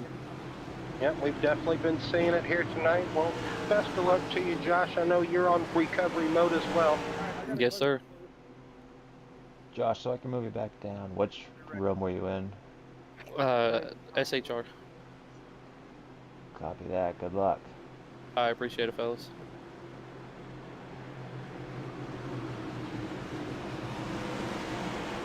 Alright, there we go. And we're just about to get the green flag, and there it is. Deutscher brings him to the line. Shelton behind him on the outside. Excuse me, Bridgman's behind him. Shelton behind him in third place. Oh, and there goes the 23. Oh, Schaefer. Catch it, Schaefer. Catch it. No, he definitely did not. He caught some Miller High Life. Man. That one almost turned into a parking lot, but they were able to plow through it. Tough luck for Gilmore, man. To my knowledge, Gilmore's really kept his nose clean out of all the trouble, and right about here, I think he gets involved. Oh, wow. Myers. Does he? No, wow. 66. Oh, wow. How is Gilmore that 66 got by. car going? See some of them dodging down pit road? Look at all that. Wow, Gilmore got by it. I thought Gilmore T-boned him whenever we saw it live. Wow, Gilmore. Jeff Gilmore, everybody. Wreck avoidance. Wreck avoidance. I don't, for sure, now the 66, I would assume that hit definitely on the rollback and for sure, well, you know, you can assume one thing, but... Holy! Jeff Gilmore on board right here. Like I said, whenever we saw it live, I thought for sure he T-boned him, but he just perfectly sliding across the track, almost like a figure skating, just about like synchronized spinning. One goes here, the other one goes there. Man, oh man, oh wow, just epic. That was great, yeah. Just awesome, man. We have seen some saves, and we have seen some miraculous driving by these competitors to try to keep it out of all of the nonsense and trouble. So I guess earlier the speculation was right, like we talked about. I guess some drivers just coming out of the pits and trying to get those repairs in and trying to get caught up. Don't know about you, Chris, but my opinion of it was earlier, you know, if you can't time it to where you're not going to go a lap down, then, you know, that's on you. But these owners and admins here feel differently this evening, so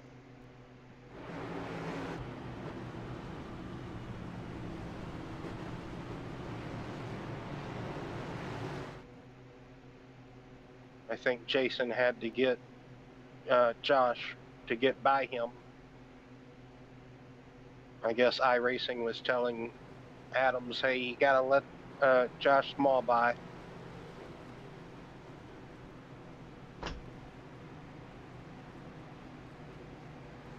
As the lights, the sun, not completely set, but basically has set here at Phoenix this evening on iRacing in the BNR Cup Series. Lights are on, shining off of these cars this evening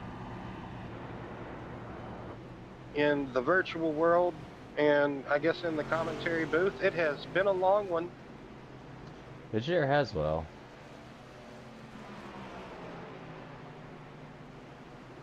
So, Go ahead and fire this up at 8:30 Eastern. We're now 10:15. Winding down. yeah, if anybody saw the broadcast from the BNR Racing Network on Thursday and the carnage and cautions that bestowed upon that race, if it was any indication of what the Cup Series might have looked like, then guys, gals out there, man, we were right. Oh my goodness, people already shooting off fireworks. Yay. It's not even the 4th yet, but yay, pre-celebration. Green flag is back out with Bridgman and Deutscher side by side heading into turn 1.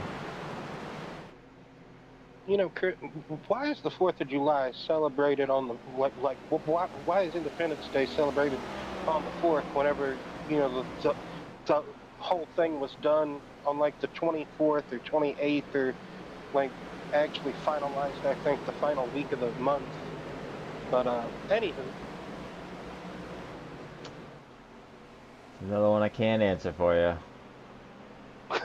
I missed that day in history class. Oh, and looks like 34. Campo going around again. He's on the apron though. Alright, good. Oh. No caution. Campo able to set it back straight really quick.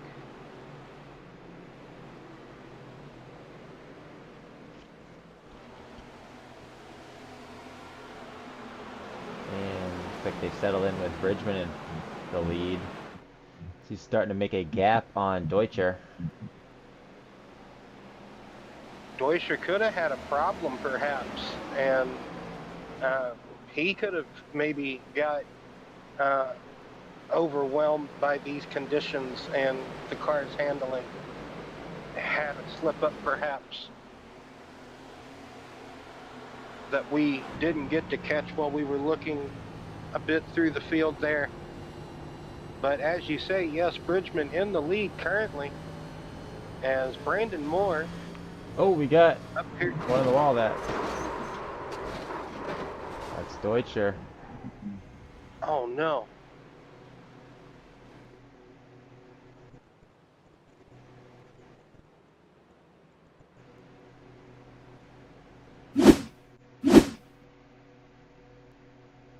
Oh, that turn 2, he got wicked loose going through turn 2.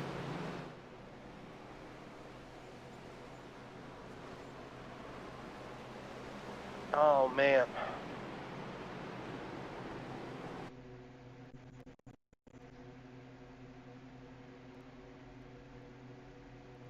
Got Tiller, Gilmore. Just car started to step out of the front on him here, coming through turn 2. It's like overcorrections are just killing people tonight. Literally. And 27 plows into him as he was bouncing back across the track. Nothing the 27 car could have done. And 75 also barrels into him. I think Brandon Moore might have got a piece of that as well.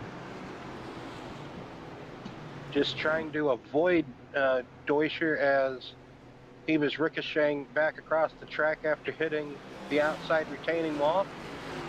And Gilmore, he had his front brakes locked up. He just couldn't stop in time, slow down in time to react to the 2-car parking lot that was forming in front of him, of Tiller and the 88 of Deutscher. Just very unfortunate the outside pole sitter here this evening, and also the pole sitter just having some trouble. Not sure Deutscher going to be able to get back out here or not, finish the remainder of this race.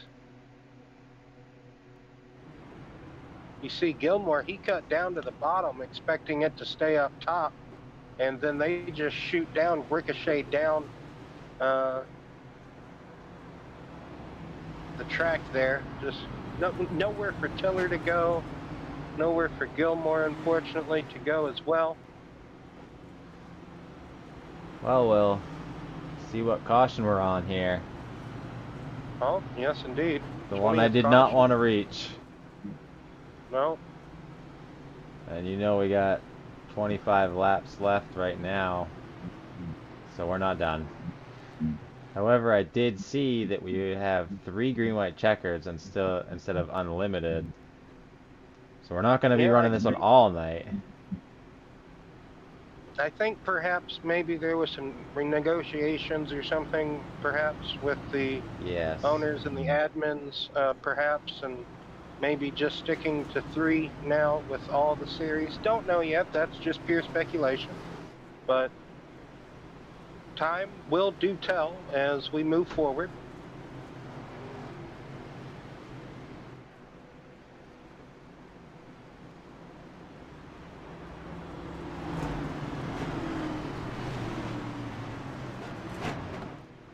Man, 20 cautions, and the race isn't even over, so... Yeah, for me personally, this would have been extra frustrating as a driver, because me personally, I'm just terrible on restarts, so... I agree.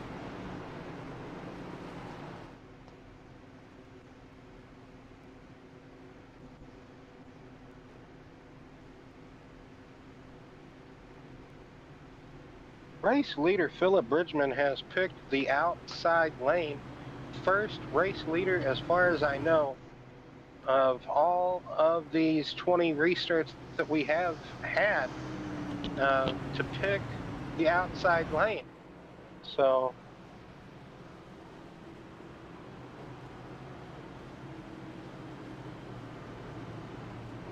have to see how that will fare with Philip.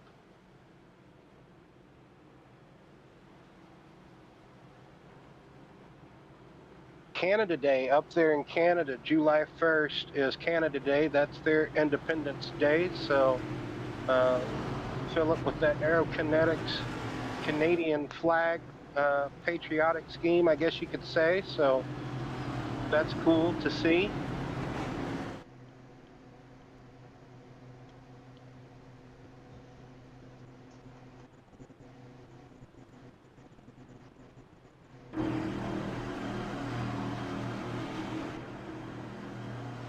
Is that Canadian flag you just mentioned, Will?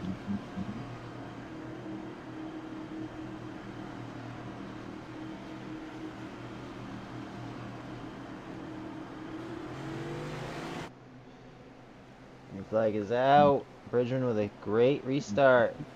Shelton also a pretty good restart, not letting a huge gap get in between them.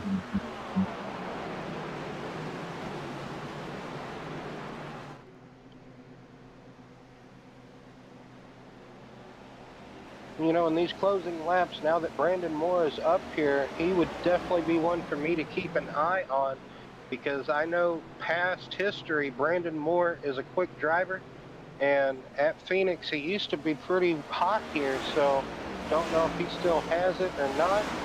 Jaden Sanchez now back up here challenging for a top 5 position, as he is inside the top 5, as well as Richard Johns. So those guys have had up and down nights. Just about everybody in the field, man.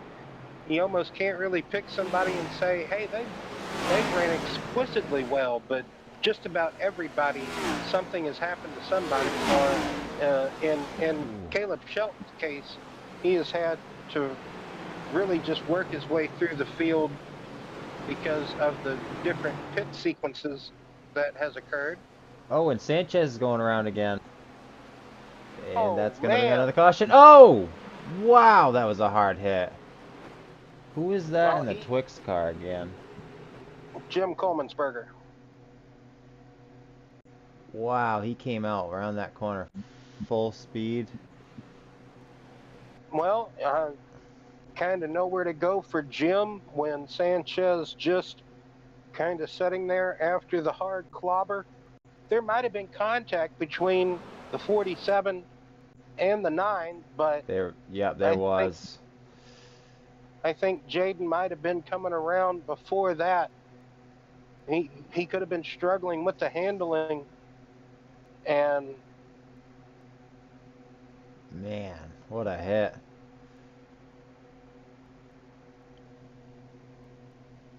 man, Richard Johns barely snuck by.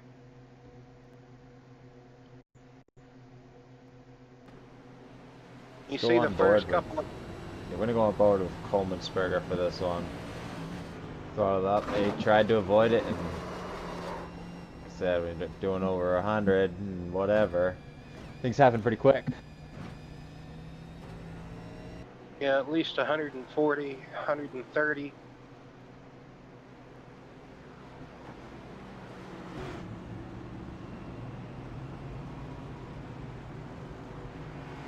So, Man. well, they said there's no fast pairs, but I don't see how these guys are still going. I mean, right there, Richard Johns, that was a hard hit. Like, I don't...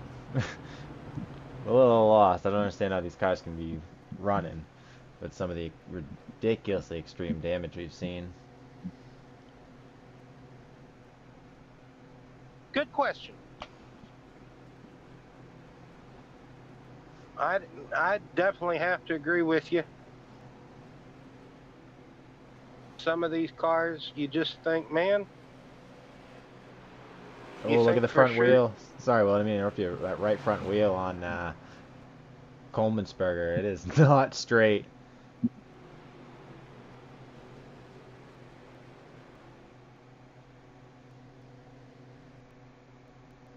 It's,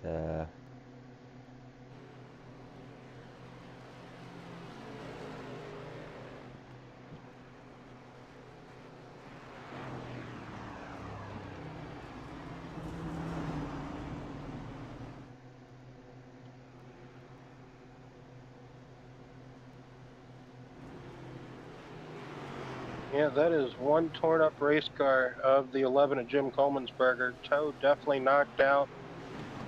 I mean, it took a look and it kept on going. I mean, that's what these Gen 7 cars are supposed to do in the Cup Series, but he definitely has a lot of damage, as that guy from the Flex Seal commercials would say. it's a lot of damage. I don't think any Flex Seal is gonna fix that, the towed-in wheel.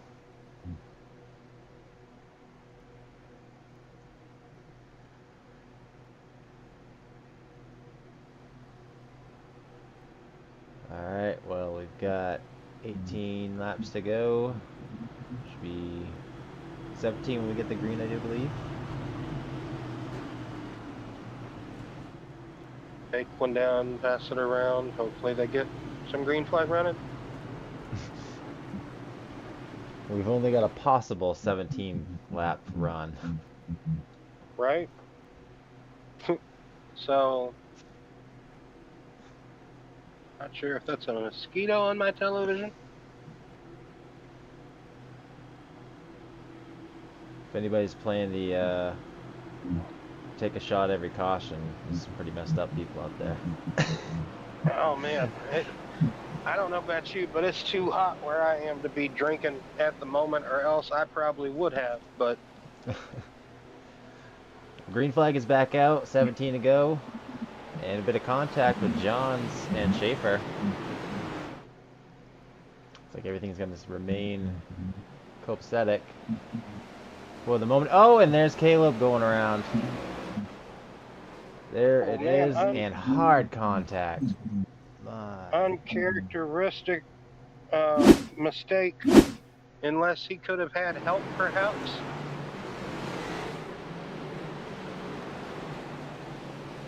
Nope. Self spinner. Oh, and he grabs the Oh. 4. Ooh, that 99 car. Skylar Sixton. Skyler just nowhere to go. Tyler Myers, I think, as well in the 6 car, nowhere to go. On board with Skylar Sixton. They just, oh man, man, imagine being him right there. Think you're following somebody, car moves, and there's a car stopped right there. Take a look at this, Will. Wow.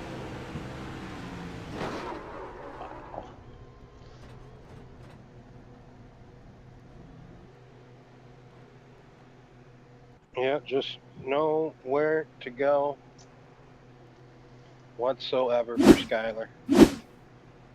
Oh no, Caleb's right front wheel. That's gonna end the night for him. Almost definitely. His right front is towed out. Cambered out, it's all. Everything out.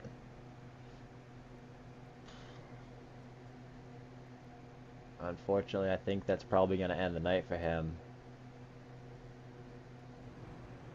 As well as the 6 car as well. There's just a lot of drivers you didn't think would get caught out by just how ill handling these cars are this evening, but my Atlanta, that is a lot of drivers that just unfortunately caught it wrong here.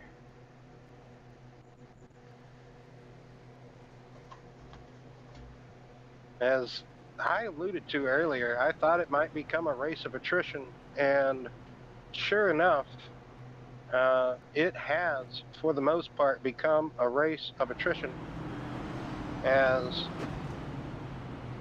there's only, from the looks of things, 10 cars on the lead lap, Chris. Might be a couple of more than that, but looks like just 10.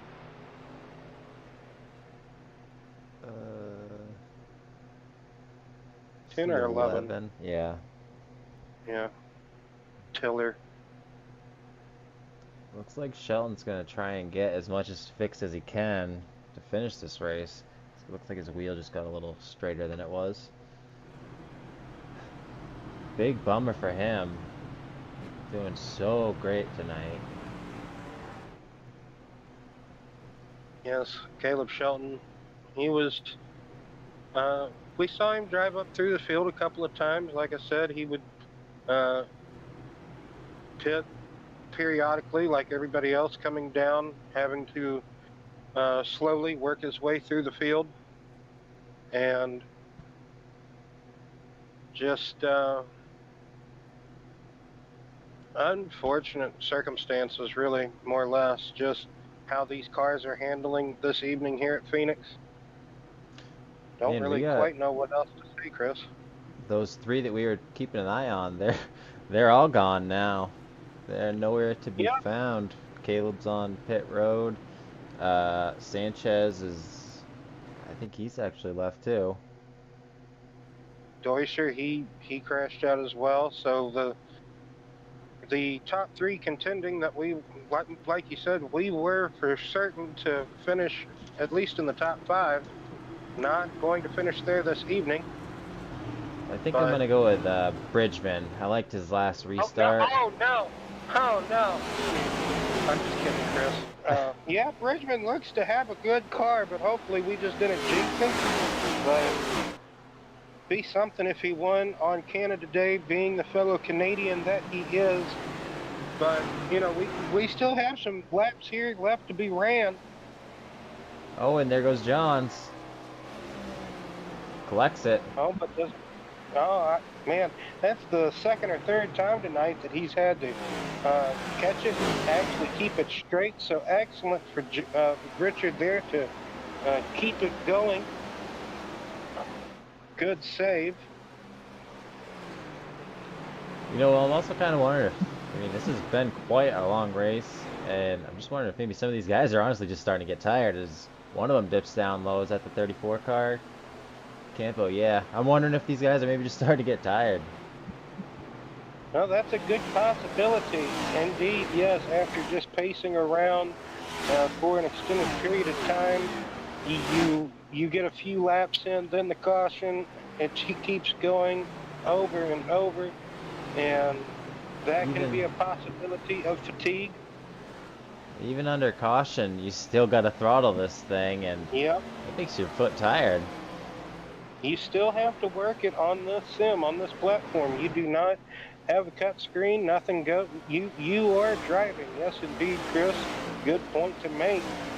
Brandon Moore cuts down on the dog leg, keeps it going straight, trying to get a run on Jeff Gilmore. As Jeff Gilmore, yeah, that was cutting it close. Gilmore had a bobble there. He bobbed, and that opened the door for Brandon Moore. I don't know if they touched or not going into turn 3, or it was cutting it close, that's for sure, though. So Chris Schaefer is the next one to have the iron sights clawed in. No, Gilmore just had a big wiggle right there on corner entry, and that's what opened the sliding door for Brandon Moore. So if anybody has the pace to do anything with Bridgman, for sure, I would have to say got to be Brandon Moore. But also, does he have the time? Does he have the laps? Because Bridgman able to pull away. Sorry, Will. Moore sent it in there hard. Almost got into Schaefer. It ends up way around. Oh, no, we got one down. Is that John's? It looks like he's keeping it clean. Well, not clean, but going straight. As looks like his right front tire is kicked out.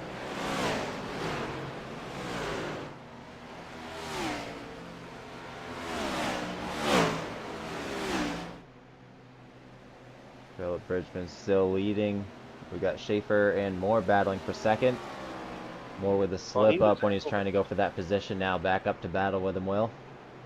Yeah, John definitely has a toe link. I'd have to agree with you on that. That was a hard hit. Glad he was able to keep it straight, though, keep it going. I thought for sure we were having another caution there, but he did save it good. And oh no, the 47. Moore. Racing the 23 awfully hard. Is this going to be a caution? No, he's on the apron. Wow.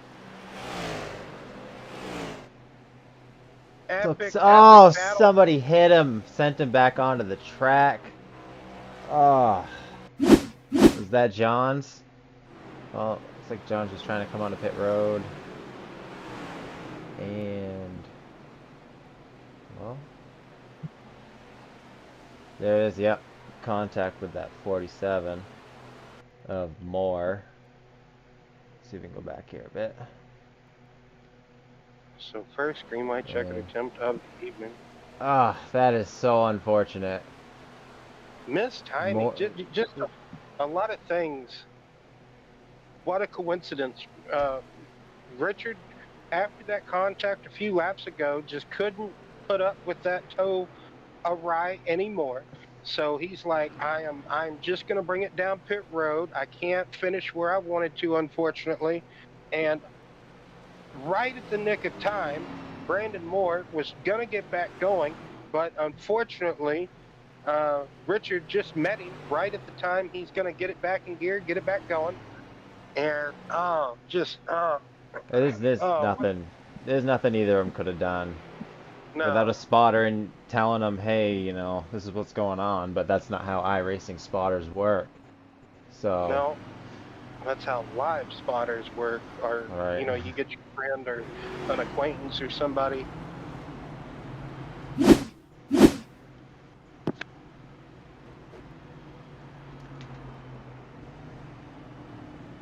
Well, we've got Gilmore moving up into the bottom of the podium.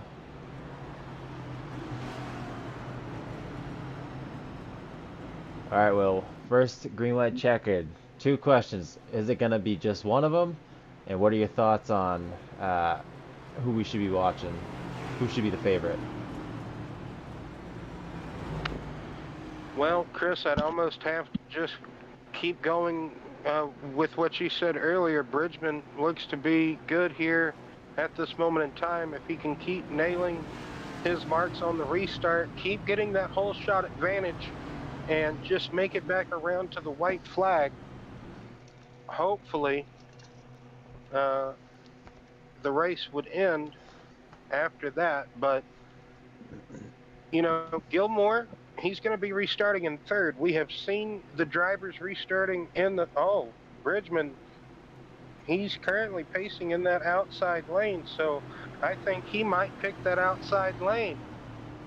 I was going to say Gilmore might restart in third position. You know, we have seen drivers that restart on that inside third position to be able to get going good, but that also depends on if the leader restarts down there. But Bridgman picking the outside lane again. So who's that behind? Josh Mall. Josh Mall behind Bridgman. All right, well, now we're getting excited. What's going to happen here? Bridgman, Schaefer, Gilmore, Small, Adams, Cook, Coking, Campo, Tiller, and Moore rounds out the top 10.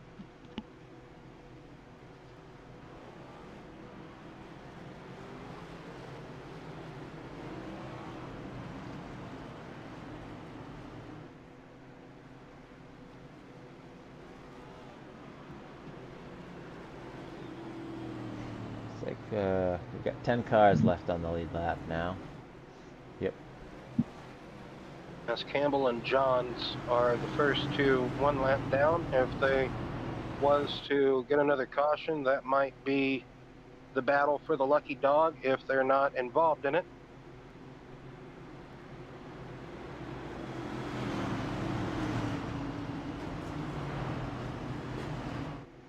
You know, those pace car headlights really illuminate that those grandstands. See that? That's see when they flash. Yeah.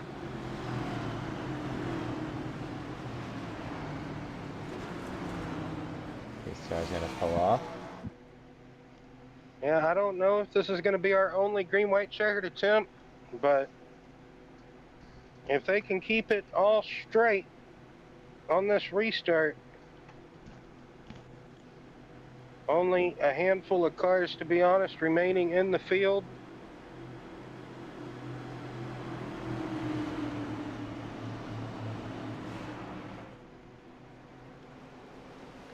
Here we go. Big start by Bridgman.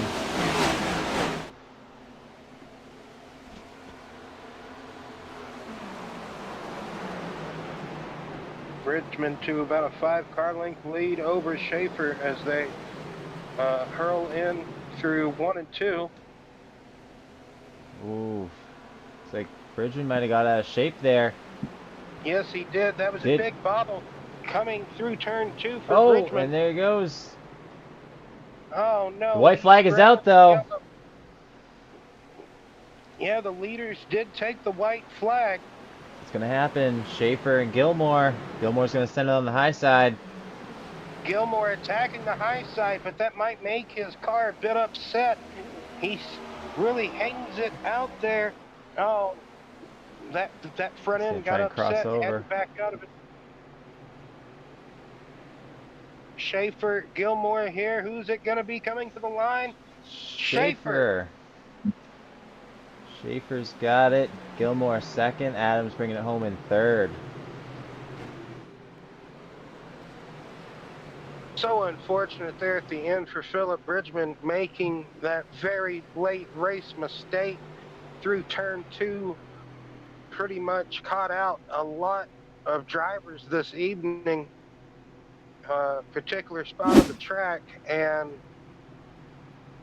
just quite unfortunate mistiming there at the end. But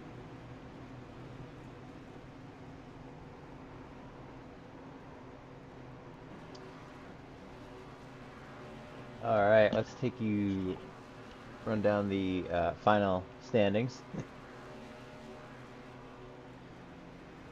Bringing it home in first place is Chris Schaefer with Jeff Gilmore in second place, Jason Adams bringing out the podium spots. Josh Small is fourth, Randy Koking fifth, sixth goes to Timothy Cook, seventh is Miguel Campo, eighth is Brandon Moore, ninth John Tiller, 10th goes to Richard Johns, Chris Campbell is 11th with Philip Bridgman in 12th, Cameron Smith 13th, Kevin Roy ends up in 14th after all that incident being in the wrong place, wrong time. Caleb Sheldon is in 15th with Brian Huntley in 16th. 17th is Jim Kolmensberger. 18th, Jaden Sanchez. And 19th is Skylar Sixton. 20th, Zach Deutscher. 21st is Tyler Myers with Dylan Berg in 22nd. Hunter Head in 23rd. Sean Judson 24th. 25th is Jason Pearson. 26th is Toby Kelsey. 26th is Aaron Bradford. And bringing up the rear of the field was Eric Quarter. So we're going to take a quick break and then we will get with our top three and we'll be right back.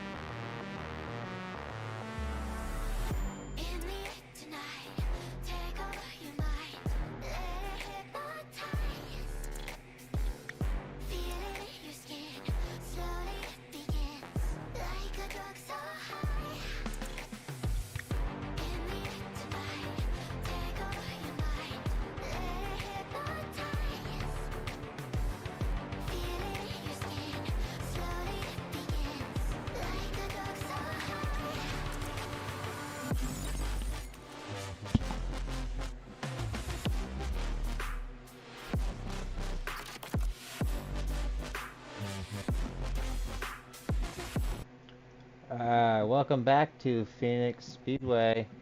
We've got our third place finisher, Jason Adams here. Jason, tell us how you ended up in the podium positions. Man, I'm gonna tell you, I really don't know. I started this race in the pits, a lap down. Out of all the cautions, I've just kind of paced myself. This track tonight was really awful on looseness. I've fought that all night. And after all these cautions, man, I've actually kind of figured out the track. So there at the end, with the last, say, 25 laps, I started getting some speed and actually had some of my fastest laps there at the end. But I think the reason I had my fastest laps there is because I didn't have any traffic there in front of me, kind of holding me back. But overall, it was a great race. I enjoyed it. Had a lot of fun with you boys. All right, Jason, who would you like to thank? Well, I'd like to thank Brian and them for hosting this tonight. I had a lot of fun out here. I'd like to thank my wife for allowing me to stay here each and every Saturday night when I'm available to race with these boys. I'd like to thank her for allowing me to do that. All right, congratulations on bringing it home in third, Jason. Yes, sir. Thank y'all. All right, we don't have Jeff Gilmore with us, but we do have our winner, Chris Schaefer, bringing it home in first place. Chris, tell us how you ended up there. A lot of luck. I mean, there's a lot of cautions, and really their tire wear didn't come into play. And Philip just overcooked the one turn. If he hadn't done that, he probably would have won. Yeah, so how just try and keep your nose clean for the night. Just patience, man. Really, just trying to avoid the wrecks whenever they happen, and just taking it easy. You know, backing their corners up. That way, if somebody had an incident, you could avoid it. I bet you could. All right, well, being in the right spot at the end of this race, getting your first win this year. Huge congratulations on that one. Who would you like to thank, Chris? Man, I'd like to thank you guys for coming on and broadcasting. I've been with BNR for a few seasons, and want to thank Brian and everybody that puts this league on. It's been a lot of fun. I need to thank my sponsors, Getting Hooked, long-time sponsor out of Cedar Key, their inshore charters, Highlines Photography, A&J Custom Creations, D&T Designs for the paint, GTFX Graphics, and then we also got a memorial for one of our teammates, Chris Robley, died tragically in a car wreck not long ago, and I'd like to throw him out there. That we remember him and we'll never forget. All right, all right. Will, you got anything for him before we let him go? Well, I just want to say congratulations, Mr. Schaefer, on this win because uh, you are one fierce competitor here in the BNR Racing Series, and just congratulations yet again. And just want to ask your thoughts on just how difficult was it this evening with the car handling, and were you at all appalled or surprised with how many cautions we had? Surprised after practice? No. Appalled? I won't say appalled because I think that's derogatory to what was happening. The car and the track, the combo for tonight, there was just something off. They were super loose. You couldn't get on the throttle at all. You had to really be patient. You couldn't charge the corners real hard. It was difficult to control tonight for sure.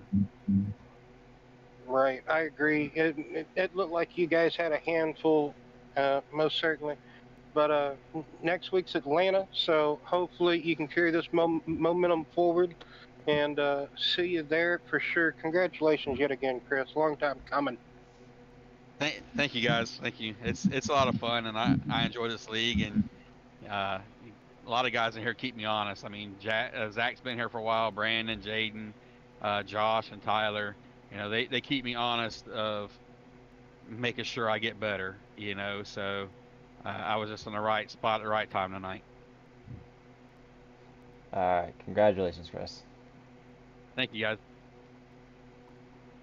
All right, well, that's going to do it for us here at 15 Studios. We'd like to thank you for joining us, and make sure you subscribe so you don't miss any of the BNR Cup Series every Saturday night right here on 15 Studios at 8:30 Eastern. Again, we'd like to thank you for joining us, and we'll see you at the next track.